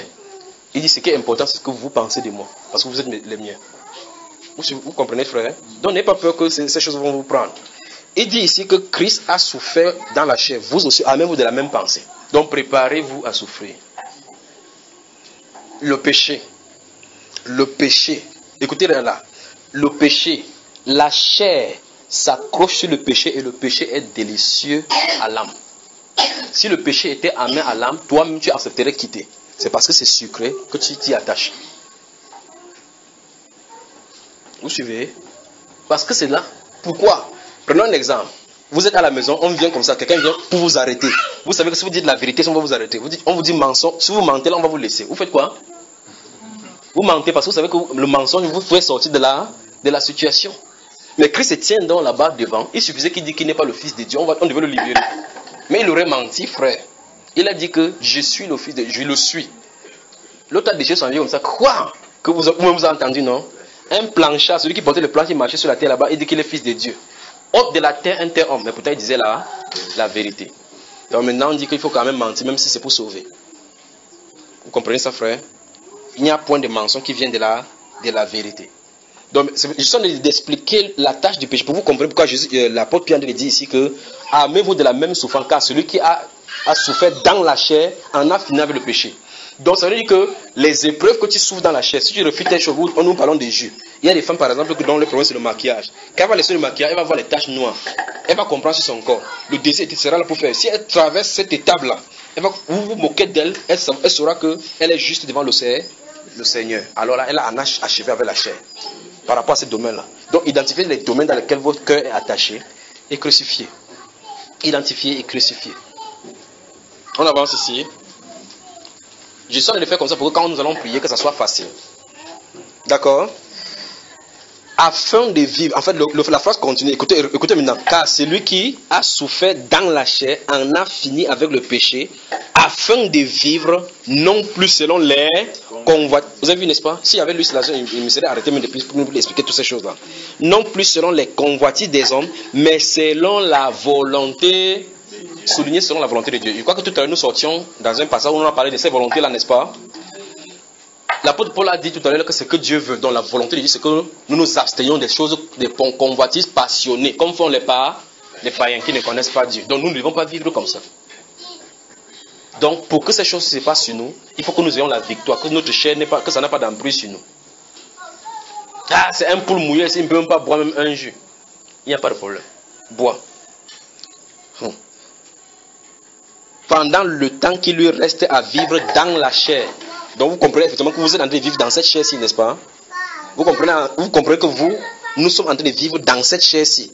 Et dans cette chair-ci, pendant le temps que nous avons encore à vivre, nous devons faire attention que cette chair-ci soit sanctifiée. N'est-ce pas, frère? Continuons. C'est assez, en effet, d'avoir dans le temps passé accompli la volonté des païens. Donc, c'est pour ça que dans ces Éphésiens que j'aime tant, Éphésiens chapitre 4, verset 17, il dit que j'ai dit donc, voici ce que je dis, ce que je recommande dans le Seigneur, vous ne devez plus marcher comme les... Vous ne devez plus. Donc là, ça doit radicalement changer. La façon doit radicalement changer. Il dit, c'est assez en effet, depuis longtemps, on a accompli les volontés des païens. Comment ça veut dire qu'on sera dans le Seigneur maintenant, on sera toujours en train d'accomplir la volonté des païens? Ça ne doit pas être ainsi. Donc ça veut dire qu'il faut qu'on mesure vraiment le prix à payer. Il y a des choses à payer, il faut des séparations. Les styles de vie doivent changer. Les styles de fréquentation doivent changer. Le style de langage doit changer. Et pour cela, il faut que vous restiez dans la méditation pour savoir que ceci ne plaît pas à Dieu. Quand on touche la langue, il dit que personne, que quelqu'un lorsqu'il parle, ça fait du bruit là-bas dehors. Que quelqu'un lorsqu'il parle, qui déclare les oracles de Dieu, qui ne sort de votre bouche aucune parole mauvaise. Mais nous ne parlons pas de paroles mauvaises comme ça au milieu de nous. Quand nous sortons, nous insultons les gens jusqu'à ce que si on les achète, on les vend, on ne peut pas acheter. Il faut que ça sorte. Il faut que ces choses-là nous libèrent. D'accord, frère? Il dit c'est assez en effet d'avoir dans le temps passé accompli la volonté des païens, en marchant dans la dissolution, virgule, les convoitises, virgule. Frère Donald, tu es où, frère? Le frère Donald est sorti de l'assemblée. Il est en train de parler comme ça, et lui il est hors de l'assemblée, il voit comme ça la vie, comme ça il défile, comme ça que je suis fini ici dehors. Frère Donald, courage, d'accord? Courage.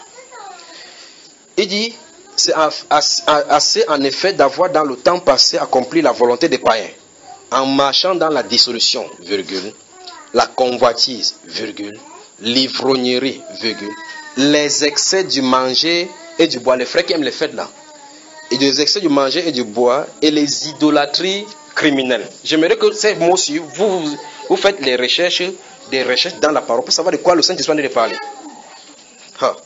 aussi trouve-t-il, on parle comme ça des païens. Voici la conséquence. Lorsque vous allez prendre cette position, c'est la position où votre chair a été déjà crucifiée véritablement, comme on a parlé pour le Seigneur Jésus là. Lorsque vous allez prendre cette position-ci, la Bible nous enseigne ce que les païens vont dire de nous. Et c'est lorsque nous allons arriver à ce niveau-ci, nous allons comprendre que nous sommes dans la voie de Dieu. Aussi, trouve-t-il étrange que vous ne vous précipitiez pas avec eux dans le même débordement de débauche et ils vous calomnient. Nous sommes arrivés à cette étape-ci. Si nous ne sommes pas encore arrivés à cette étape-ci, nous avons des problèmes. Nous sommes similaires aux païens. Il a dit que quand vous allez prendre cette position-là de crucifixion, ceci ne prend pas. Pourquoi tu penses quoi? Tu prends un peu, ça va faire quoi? Ça ne te fait rien. Toi, prends, moi je ne prends pas. J'appartiens à la classe des sacerdoces royales. Mon corps doit être saint et haut là-bas. Si tu sais que ça va le scandaliser, ne l'explique même pas parce qu'il est écrit ici qu'on ne donne pas les choses saintes aux chiens. Il ne doit pas comprendre. Tu n'as pas d'explication à lui donner. Vous comprenez, n'est-ce pas? Vous avancez. Après, quand il va s'asseoir avec elle comme ça, vous dites que Tchabdallah, on a suivi son cerveau. Quelque chose ne va pas. Tu ne vois pas que depuis il a changé. Quelque chose ne va pas chez lui. Quand les païens disent ça, sache que tu es en règle avec le Seigneur.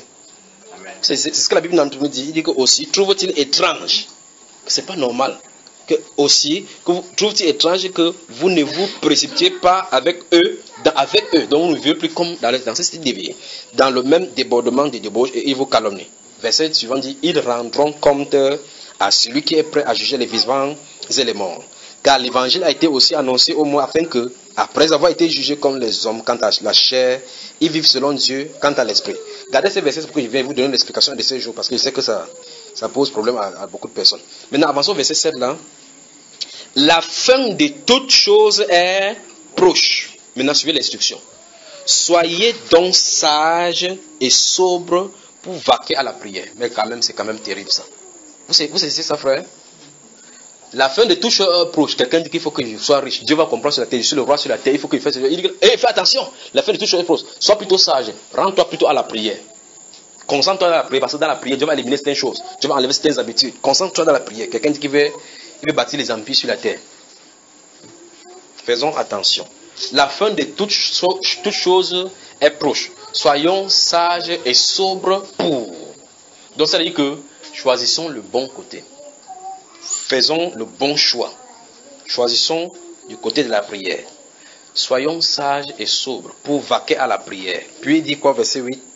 Avant tout, ayez les uns pour les autres une ardente charité, donc un amour ardent. Car l'amour, la charité couvre une multitude de péchés. Verset 9. Exercez l'hospitalité les uns envers les autres, sans souligner.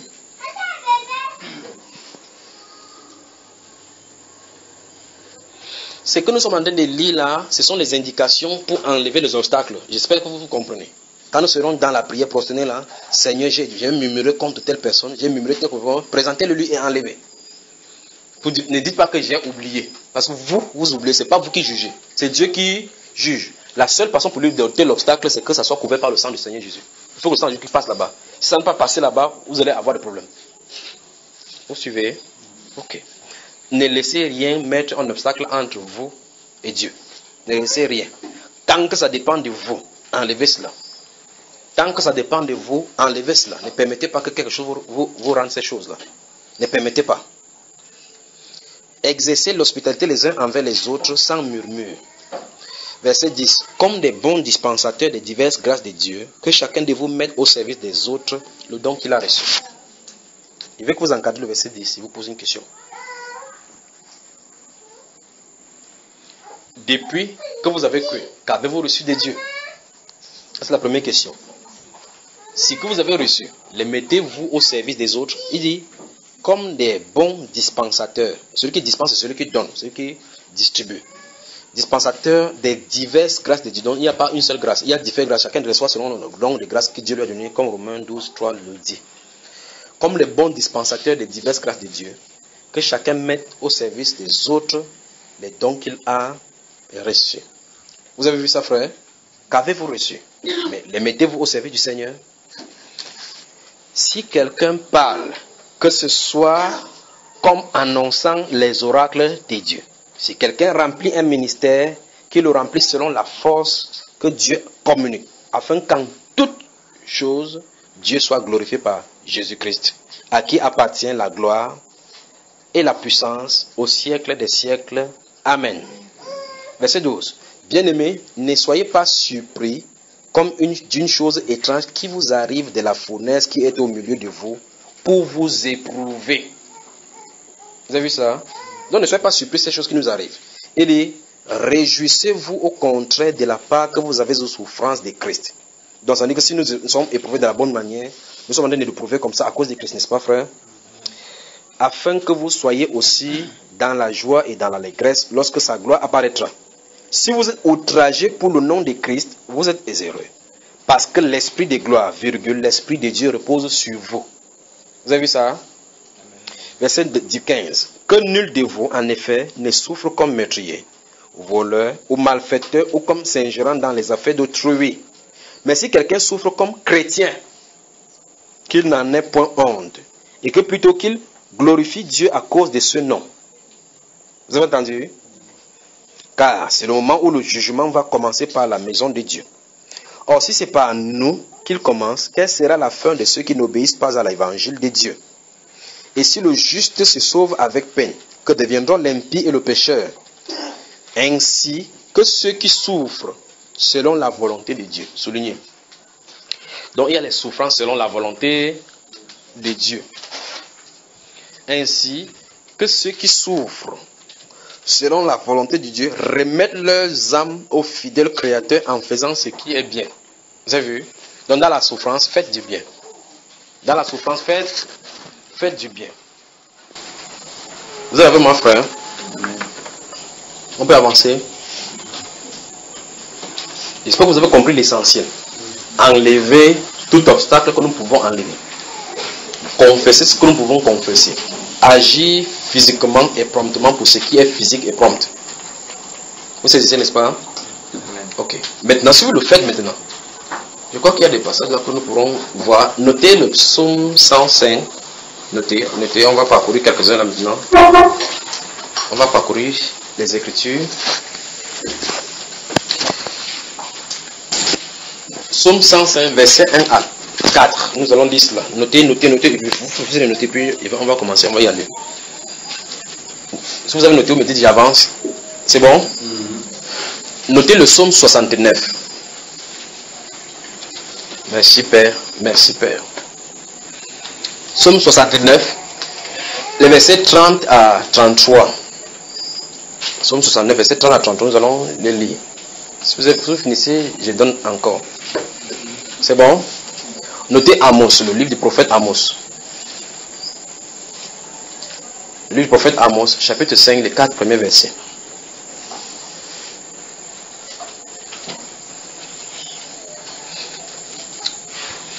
Notez 2 Corinthiens, chapitre 7, les 2 premiers versets. 2 Corinthiens, chapitre 7, les 2 premiers versets. 2 Corinthiens 7, versets 1 et 2.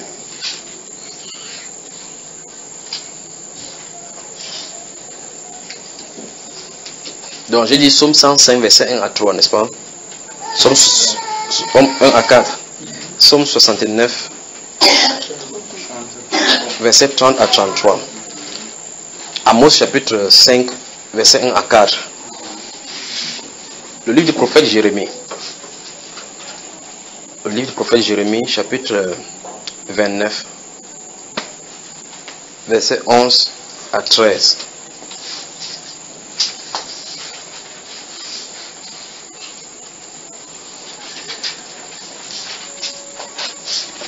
Ésaïe 55. Donc, commençons dans cet ordre, dans l'ordre dont j'ai donné là. Ah, c'est merveilleux seulement ce qui est contenu dans cette Bible.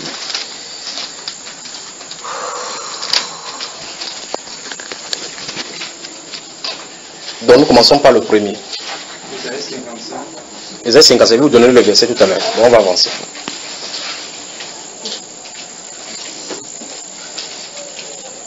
Notez Proverbe aussi, chapitre 1. Proverbe chapitre 1. Verset 8 à 23. Vous prendrez le temps pour lire cela. Je vous ai parlé du livre des prophètes Amos. Le prophète Jérémie aussi, n'est-ce pas? Merci Père. Maintenant, Psaume 105 commence ainsi. Louez l'Éternel. Invoquez son nom. Vous avez vu? Psaume 105. Verset 1 dit, louez l'Éternel. Invoquez son nom. Faites connaître parmi les peuples ses hauts faits. Verset 2. Chantez en son honneur. Vous voyez ça, frère? Parlez de toutes ses merveilles. Je vais vous expliquer ce qu'il en est là maintenant. Parlez de toutes ces merveilles. Verset 3. Glorifiez-vous de son saint nom. Écoutez maintenant. Que le cœur de ceux qui le cherchent fasse quoi? Vous avez vu ça? Souligné.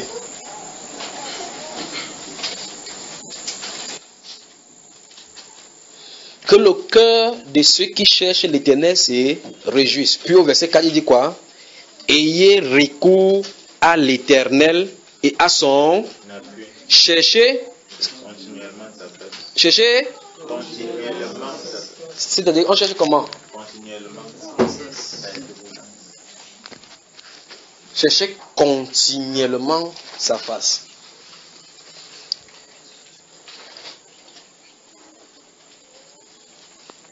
Si vous prenez le temps de lire le livre du prophète Daniel, vous allez voir que Daniel cherchait Dieu de façon perpétuelle. Il y a un moment où il était dans des situations où même la personne même qui a créé le problème ne pouvait plus résoudre le problème. Le roi a donné la sentence que la personne qui va faire telle chose soit jetée dans la fosse au lion. Quand il a signé ça, c'était irrévocable. Lui-même ne pouvait rien faire. Lui-même il est venu dire à Daniel que puisse ton Dieu que tu pries avec persévérance puisse te délivrer. Qu'adviendrait-il si Daniel trompait seulement la façade des gens, des façades? C'est-à-dire que, s'il était dans cette situation-là et que dans sa dévotion, dans sa recherche de Dieu, il n'était pas sérieux, ou dans sa recherche de Dieu, il vivait double vie, ou bien dans sa recherche de Dieu, il marchait, il trompait les gens en face en disant que je prie Dieu alors qu'il ne prie pas. Dans cette situation, serait-il sauvé? Faites attention. Il dit ici, ayez recours à l'Éternel. Cherchez son appui, cherchez continuellement sa face. Puis il dit que les gens qui cherchent leur cœur vont se réjouir. Je ne sais pas si vous saisissez. Mais il commence par dire que racontez ses hauts faits. Glorifiez-vous de son saint nom. Donc, rendez grâce à Dieu du fait même que vous soyez appelés de son nom. Rendez d'abord grâce à cela. Chantez pour lui. C'est pour ça que dans Éphésiens chapitre 5, le verset 19, là, il a dit qu'on s'édifie avec les psaumes. Vous saisissez? Ok. Cherchez, regardez cela, cherchez continuellement sa face. Cherchez continuellement sa face. Souvenez-vous, c'est ce que l'apôtre Paul, Jacques a dit. Il a dit que humiliez-vous sous la puissante main de Dieu, il vous élèvera autant. Donc il y a un temps pour cela. Passez seulement le temps devant lui. Soumettez-vous à Dieu, résistez au diable. C'est ce qu'il a dit, n'est-ce pas? Nous avons lu la dernière fois dans le livre de 1 Pierre au chapitre 2, le premier verset, où il nous a dit, si vous avez goûté que le Seigneur est bon, qu'on passe quoi? On s'enfuit de lui, n'est-ce pas? Ou bien qu'on se suffit, c'est ça? Si vous avez goûté que le Seigneur est bon, rapprochez-vous de lui, avancez encore davantage. C'est ça que nous sommes en train de faire, n'est-ce pas? Donc j'ai dit Psaume 100, nous allons finir le Psaume 105, verset 1 à 4. Maintenant nous continuons au chapitre Psaume 69 maintenant.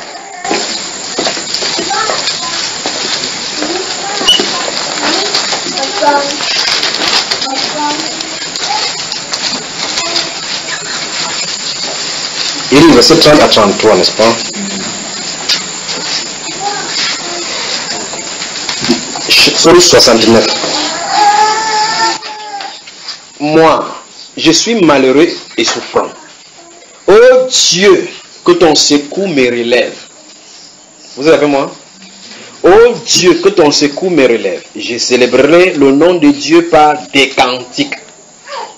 Je l'exalterai par des louanges. Verset 32. Cela est agréable à l'Éternel, plus qu'un taureau. Vous suivez ça? Cela est agréable à l'Éternel plus qu'un taureau, avec des cornes et des sabots. Verset 33. Les malheureux le voient et se réjouissent. Puis il dit, vous qui cherchez Dieu, que votre cœur... Notez. Vous qui cherchez l'Éternel, que votre cœur fasse quoi? Vive. Donc il y aura un contact avec le cœur. Souvenez-vous de ce que le psalmiste a dit dans ce psaume 25. Mon cœur dit de ta part, cherche ma face. Je cherche ta face, ô Éternel. Il dit comme ça à l'homme selon son cœur. On avance.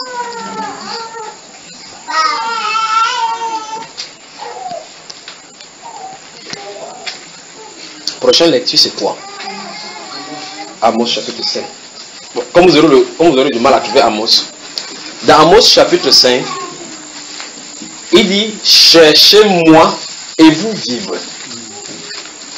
Ne cherchez pas Bethel. Ne cherchez pas Bathsheba. Vous avez vu ça dans votre Bible? Parce que Amos là maintenant, vous aurez le problème.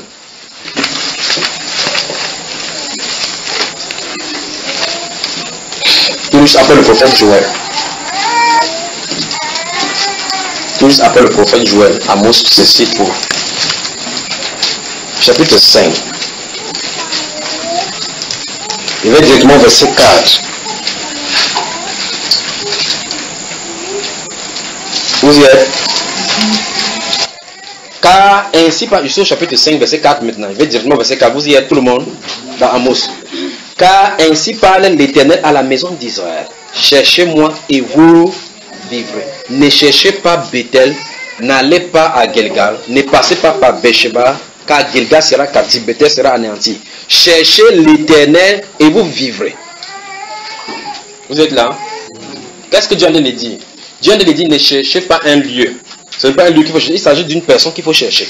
Le contact, c'est avec une personne. Il ne s'agit pas d'être dans un lieu pour avoir la personne, non. Ce n'est pas le lieu qui est le problème. C'est la personne, il faut le chercher lui.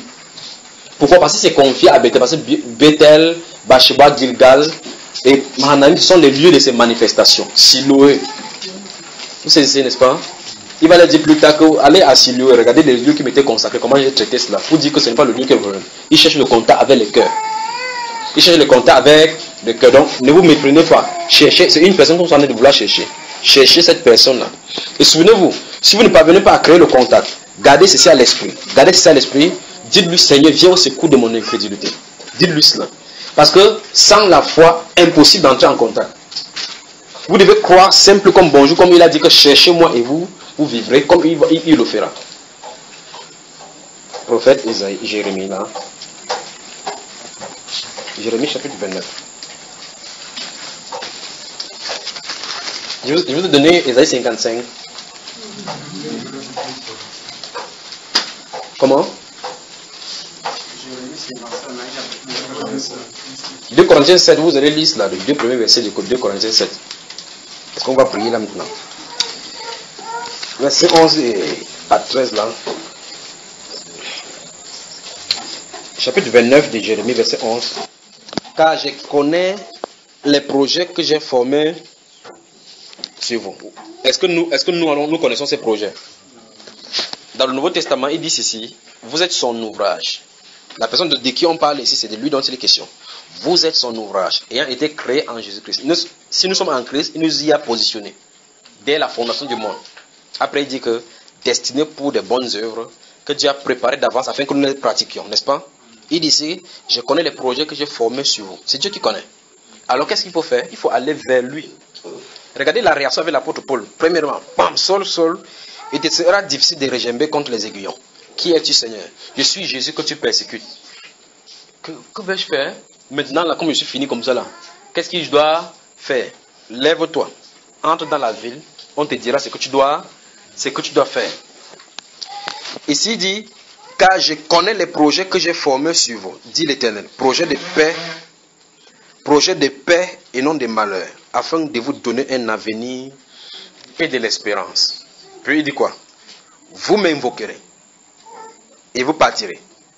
Vous me prierez et je vous exaucerai. Vous me chercherez et vous me trouverez, à condition que vous me cherchez de tout votre cœur. Vous voyez la nécessité de ne pas avoir le cœur séparé et disloqué, n'est-ce pas? Donc, si on cherche Dieu, on ne le trouve pas, il y a deux choses l'une. Le cœur n'y est pas appliqué ou il y a les obstacles. Le cœur est départagé ou bien il y a les obstacles. Donc, regardez les deux directions. Les obstacles doivent être enlevés d'une part. De l'autre côté, vous devez Souvenez-vous de ce que nous avons commencé là dans le livre de 1 Chronique, chapitre 28, verset 9. Il dit qu'il faut que l'âme soit bien disposée, le cœur tout entier, n'est-ce pas? Il faut que le cœur soit entièrement à lui. Pourquoi? Notre vie de maintenant, de futur, de lendemain, et puis de l'éternité dépend de ce contact-là. Parce qu'avec ça, si vous connaissez exactement le plan de Dieu pour vous, vous vous attelez à faire cela. C'est comme si vous êtes maintenant sur les lauriers. Vous accomplissez seulement cela. Alors si quelqu'un vous fait du mal dans le plan de Dieu, vous dites gloire à Dieu. Vous ne murmurez plus. Si on vous enlève du travail à cause de cela, gloire à Dieu, parce que c'était prévu que ça arrive ainsi. Nous suivons, bien aimés. Vous comprenez? Il dit, vous me chercherez. Verset 13, vous me chercherez et vous me trouverez. Si vous me cherchez de tout votre cœur. Verset 14, la partie A. Je me laisserai trouver par vous, dit l'Éternel. Vous avez vu la partie A, n'est-ce pas? Je me laisserai trouver par vous. Parce qu'en réalité, la Bible révèle que notre Dieu est un Dieu qui se cache. Il décide de se cacher. Il laisse le temps à l'homme de chercher. C'est ce qu'il a dit, n'est-ce pas? Dans les Écritures, il a dit ça partout. Nous, c'est un Dieu qui se cache. Notre Dieu est un Dieu qui se cache pour se faire trouver. Donc, il joue au cache-cache avec nous. Qui veut jouer au cache-cache avec Dieu? Vous voulez jouer au cache-cache avec lui? Vous savez, quand les enfants jouent le cache comme ça là, quand l'enfant fuit naturellement, il passe se cacher sous le lit. Il sait qu'il ne doit pas se retrouver. Quand tu ouvres les yeux maintenant que Dieu, Jean, comment vous appelez? Jean, où es-tu? Mais voici. Dieu, où es-tu? Il ne dit rien. Dieu, où es-tu? Parce qu'il sait que tu dis, moi voici, tu vas repérer là où il se trouve. Comment quelqu'un peut se cacher? Tu dis que Jean, où es-tu? Il dit, mais voici, il est caché. Donc, jouons au cache-cache avec Dieu. Il dit qu'il se laissera trop. Donc quand on dit Dieu, où es-tu? Il va dire quoi? Mais voici. Souvenez-vous d'Ésaïe 58. Il dit que si tu enlèves tout obstacle, si tu enlèves l'opprobre, si tu enlèves les menaces, il dit lorsque tu crieras, l'Éternel te dira, mais voici. C'est pas ce qu'il a dit, frère. Chapitre 55 dans d'Ésaïe. Le prophète Ésaïe. On va s'arrêter là. Cette même parole-ci est donnée depuis qu'on enlève tout obstacle devant mon peuple. Tout obstacle. Qu'on enlève tout obstacle devant mon peuple. C'est ce qu'il dit. Ésaïe, chapitre 55.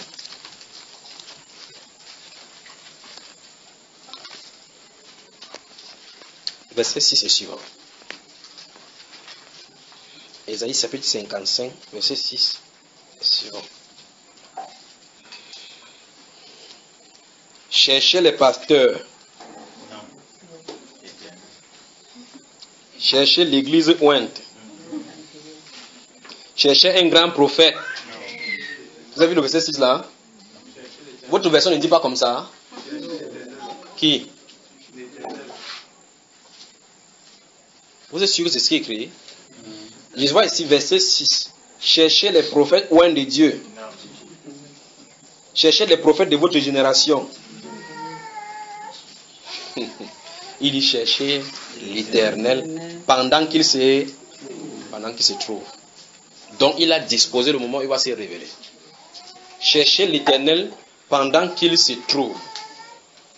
Cherchez l'Éternel pendant qu'il se trouve. Invoquez-le tandis qu'il est prêt. Puis il va montrer encore ces mêmes choses que nous sommes en train de faire ici. Que le méchant abandonne sa voix. Donc c'est un obstacle. Vous avez vu ça, n'est-ce pas, frère? Et l'homme d'iniquité, ses pensées. Vous avez vu? Donc il y a la façon de marcher. Puis il y a la façon de penser qu'il faut que ça soit renouvelé. Notre façon de vivre, notre façon de penser doivent changer. Pour qu'il se laisse trouver. Cherchez-le pendant qu'il se trouve. Mais souvenez-vous que la mauvaise voie, vous ne pouvez pas le trouver en marchant dans ces voies-là. Souvenez-vous que vous avez des pensées iniques, vous ne pouvez pas le trouver en ayant cela. C'est ce qu'il est en train de dire, le prophète là. Il dit qu'il retourne. Quand on dit quelqu'un retourne, mais voici qu'ils sont en train d'aller dans cette voie-ci, regardez bien comment ils sont en train d'aller. Quand je fais comme ça, ça suppose que j'ai abandonné l'autre voie derrière moi. Quand Dieu dit retourne, c'est comme ça. Vous avez vu? Donc j'abandonne cette voie-là. C'est pour cela qu'il n'y a pas de demi-mesure. Vous ne pouvez pas être comme ça avec le monde. Vous savez, Jacques Songo, quand il était gardien, vous savez ce qu'il faisait, non? Vous savez? C'est comme ça qu'il fait. Il sort, il ne sort pas. Ou bien il sort, ou bien il ne sort pas. Il avance vers le joueur qui est en train de venir avec le ballon. Tantôt il veut avancer, tantôt il veut avancer, tantôt il veut avancer en se tournant le ballon et dans le but. Ne faites pas ça avec Dieu. Soit tu sors, on marque derrière, ou tu ne sors pas, on vient vers toi, on marque. Vous devez choisir un camp. Dieu dit ici qu'il retourne. Il a parlé du méchant que le méchant doit abandonner sa voie, et l'homme aux pensées iniques ses pensées. Il dit qu'il retourne à l'Éternel qui aura pitié de lui. Donc Dieu veut dire, si tu as eu de mauvaises pensées, ce n'est pas la fin. Si tu as marché dans les voies de la méchanceté et de l'iniquité, ce n'est pas la fin. Il est encore le même Dieu miséricordieux qui pardonne les iniquités. Donc qu'est-ce qu'il faut faire? Il faut retourner. Et retourner veut dire qu'on quitte la voie, le domaine, la façon de marcher ainsi. On se tourne vers Dieu pour avoir, parce que quand vous tournez vers lui, on fait face à lui. Alors on va chercher sa face. Désormais, c'est lui qui va nous donner maintenant les directives. C'est pour ça que le face-à-face entre l'apôtre Paul et le Seigneur Jésus-Christ a réglé le problème de sa vie. Le face-à-face entre Jacob et Dieu a réglé le problème de sa vie. Vous suivez? Face-à-face avec Dieu change de destinée. Ne comptez pas sur l'homme. Il n'a pas dit ici chercher un homme. Oubliez ce que les prophètes disent, et les prophètes de ces mendances disent que 2 Corinthiens vont confier vos prophètes. C'est dans le combat qu'il a dit à Josaphat, confiez vos prophètes. Ils sont confiés aux prophètes, ils ont eu la victoire. Votre problème n'est pas avec un prophète, parce que le prophète lui-même doit régler son compte avec Dieu. Réglez votre compte avec le Seigneur. Amen. Réglez ça avec lui directement. Le prophète, même si le prophète peut faire n'importe quoi, tout ce qu'il peut faire, le plus grand, c'est prophétiser sur toi. Le Seigneur restaure les sentiers détournés. Amen. Il enlève l'iniquité. Il met sa paix à l'intérieur de ça. Aucun prophète ne peut le faire. Le prophète peut au maximum te dire que la voie où tu passes là, c'est pas bon. Dieu veut que tu passes comme ça. C'est tout ce qu'il peut faire. Souvenez-vous, lui-même, il allait manger. On lui a dit que ne mange pas là-bas. Il allait là-bas. Le lion l'a dévoré. N'est-ce pas? Donc ça dit qu'il est susceptible à subir les mêmes sorts que toi. Mais Dieu est vivant.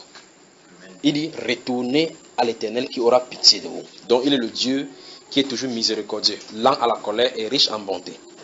Il ne garde pas sa colère à toujours. Vous avez suivi, n'est-ce pas? Donc il a commencé au verset 6 à dire, cherchez l'Éternel. Cherchez l'Éternel pendant qu'il se trouve. Donc il a décidé de montrer une certaine partie de lui, de se révéler. Continuons ici. À notre Dieu qui ne se lasse pas de pardonner. Par la suite, il dit, car mes pensées ne sont pas vos pensées. C'est-à-dire que ne crois pas que tu as péché, parce que tu as péché, tu dis que non, Dieu ne veut pas me pardonner. Ce que tu penses là, c'est toi qui penses, c'est pas ce que lui pense. Il a dit qu'il fait cela. Mais ne faites pas cela pour revenir encore chaque fois devant son autel. Décidons aujourd'hui d'en finir avec et d'avancer avec le Seigneur. C'est trop là, c'est trop. On a perdu assez de temps. Plus le temps passe, plus l'âge augmente. Plus le temps passe, plus l'âge augmente. Et vous n'aurez pas le temps un jour de jeûner. Vous n'aurez pas le temps de persévérer. Donc, quand nous avons encore la force, soyons déterminés. Soyons déterminés. Regardez la prophétesse Anne. Regardez la détermination qu'elle a eue. Avant, dans son mari mort, elle a décidé de rester comme ça. 84 ans dans le jeûne et la prière. Souvenez-vous, il y avait les classes d'Aaron là-bas, les classes ici. Dieu n'a pas allé là-bas donner la révélation. Il a donné la révélation à cette femme-là qui était là âgée dans le jeûne et la prière. Elle a eu la bonté de savoir qui est le Christ de Dieu vivant. Souvenez-vous de Siméon. Il était là en premier. On dit qu'il était un homme juste et pieux. Divinement averti par le Saint-Esprit qui ne mourrait point sans avoir vu le Christ du Seigneur. Venu poussé par le Saint-Esprit au temple. Et le Saint-Esprit était sur lui, venu au temple. Il a porté cet enfant. Il a prophétisé. Mais il a dit que je vais maintenant quitter parce que j'ai vu. Vous comprenez cela, frère? Vous comprenez? Pourquoi? Parce qu'ils étaient persévérants. Ils étaient persévérants. Souvenez-vous de Corneille. Corneille qui était un centenier, un païen. Il faisait toujours son aumône. Il priait, il n'a pas eu de sensation la première fois qu'il a prié. Il donnait son aumône, il n'a pas eu de sensation, mais il avait la contact de la justice qu'il faisait avec le cœur. Parce qu'il faisait cela pas pour être vu des hommes. Il faisait cela parce qu'il aimait le Seigneur. Il aimait quelqu'un qui ne voyait pas. Et Dieu honore cela. Parce que tôt ou tard, il va se manifester. Souvenez-vous, la dernière fois, vous avez donné 1 Corinthiens chapitre 15, verset 5. On n'a pas lu. Il dit que soyez déterminés dans votre travail. Votre travail ne sera pas vain avec le Seigneur. Continuez à travailler. Ça ne sera pas vain. Tout ce que vous aurez fait pour la vie spirituelle, pour le Seigneur, ça ne sera pas vain. Même si vous ne voyez pas le résultat maintenant que depuis le prix, plus le jeûne. Quel qu'en soit le jeûne que vous avez fait selon le Seigneur, ce n'est pas perdu. Aucun de ces points n'est perdu, c'est devant le Seigneur. Un de ces jours, quand il va se présenter, tu auras le sujet de te réjouir. Alors un de ces jours, il priait continuellement. Souvenez-vous de lui, de ces cornets-là. Il se priait continuellement. À 15 heures, un de ces jours, il s'est mis en prière. Une vision s'est présentée. Il dit, mais qu'est-ce que... C'était son moment. Soumettez-vous au Seigneur et il vous élèvera au temps convenable. Vous ne savez pas à quel moment Dieu va se manifester. Quand il décide, il l'envoie. Daniel a pris 21 jours, il était comme ça. Il dit, oh Seigneur, pardonne nos iniquités. Premier jour, il n'a pas eu de réponse. 21e jour, il est venu. Daniel, tu es un bien-aimé de Dieu. Car le premier jour où tu as eu à cœur, donc le seul fait que tu as eu l'intention de prier, Dieu a envoyé la nouvelle. Entendez ça? C'est terrible. Quand vient d'être ici, laissé le premier jour, deuxième jour, que je suis à la table des rois. Nous sommes les grands de ce pays. Vous connaissez ça, il n'y a pas le vin Cosiac là, il n'y a pas de Barclay, Basquez. Il rentrait à la maison prier. Souvenez-vous de Nebuchadnezzar, le grand, le tout-puissant sur la terre. Il était couché là, il dit que mais qu'est-ce qui va venir? Je suis grand comme ça, c'est vrai. Chaque personne avait été grand, ils sont morts. Moi, il va mourir, qu'est-ce qui va se passer? Il pensait à cela. Le Saint-Esprit est venu lui donner le songe. Il pensait, un païen, il pensait seulement ce qui va lui arriver, ce qui pourra arriver au royaume. Il dit, le prophète Daniel vient vers lui et dit que quand tu étais sur ta couche, il t'est monté à cœur à ce qui va toucher à la fin. Et le très haut t'a fait connaître cela. Imaginez Dieu venant se révéler tout le plan jusqu'à maintenant à un païen. Parce qu'il a seulement eu à cœur de le faire. Prenons ces choses à cœur. Prenons ces choses à cœur. Soyons déterminés devant le Seigneur. Votre rencontre devant le Seigneur est le plus important des objectifs que vous devez avoir devant vous maintenant. C'est votre mission la plus importante. Votre rencontre avec le Seigneur. Parce que si vous rencontrez le Seigneur Jésus-Christ, personne ne le trompera plus. Vous tiendrez debout devant quelqu'un. Il va parler. Vous entendez, il vous dit, il n'est pas de moi. Et ça va régler le problème. Je me tiendrai debout devant vous, je vais parler. Il va vous dire que celui-ci n'est pas de moi, ou bien il est de moi. Vous saurez de qui il est question. Sinon, vous serez ballotté à tout vent de doctrine. Aujourd'hui, tu entends quelque chose que je ne peux pas supporter, dire que cette parole est dure. Qui peut écouter? Que celui-là, il ne m'amène pas où là maintenant? Sur quelle base tu le fais? Pourtant, c'est une parole de séparation. Mais si vous entendez sa voix, restez là comme ça, vous serez blindé. Que ce soit Dieu, que ce ne soit pas Dieu, tu dis que si c'est Dieu ici, il va encore aller où? Donc, c'est pour cela que c'est important que vous entendiez sa voix. Parce que si vous entendiez sa voix, il y a des choses qu'il va vous dire, qu'il n'a pas besoin de dire à tout le monde. Parce qu'il veut un contact entre vous et lui. Vous dites, je suis enfant de mon père. Si vous êtes avec votre père à la maison, chaque jour, il ne vous dit rien. Vous serez tranquille. Je recommence encore ça. Vous êtes à la maison avec votre parent. Chaque jour, il ne vous dit rien. Il sort à 4 du matin, il met votre argent de baigner là-bas. Il part. Et si tu as besoin de chaussures, tu vois seulement que la chaussure est déposée là-bas. Tu viens aussi, tu portes seulement. Tu vas seulement porter. Il vient, il garde dans ton cahier. Il dit, imaginez que si votre père connaissait tout ce que vous avez besoin. Quand tu as besoin de cahier, tu vois le cahier de 32 pages là-bas. Si tu es plus nouveau le cahier, tu prends. Il ne te dit rien. Vous aurez le problème vous-même. C'est un problème psychologique, une crise psychologique qui va vous prendre. Vous comprenez ce n'est-ce pas? Réglez le dialogue avec votre père. Réglez le contact. Réglez le contact avec votre père. N'est-ce pas, frère? Réglons le contact avec notre père. Nous sommes d'accord? Il dit, cherchons le tandis qui se trouve. Mais la révélation, c'est ôter les obstacles. Fermons les Bibles. Nous allons prier. Chacun va prier. Souvenez-vous, ce n'est pas une prière générale. Je montre seulement la direction pour que nous prions. Nous allons prier. Chacun pour sa part. À la lumière de la parole de Dieu et tout ce qu'il dit, vous savez ce qu'il vous reproche. Nous sommes d'accord? Nous savons exactement ce que nous faisons. Alors restons dans sa présence. Parlons-lui et réglons le problème jusqu'à ce que nous soyons libres de cela et nous quittions de là. D'accord, bien-aimés? Là, c'est la première étape. Donc, regardons ce qui crée obstacle. Quelles sont les choses? Souvenez-vous de ce qu'il en est. Si c'est quelque chose que vous devez confesser, confessez devant lui. Si c'est quelque chose que vous devez retirer de vous.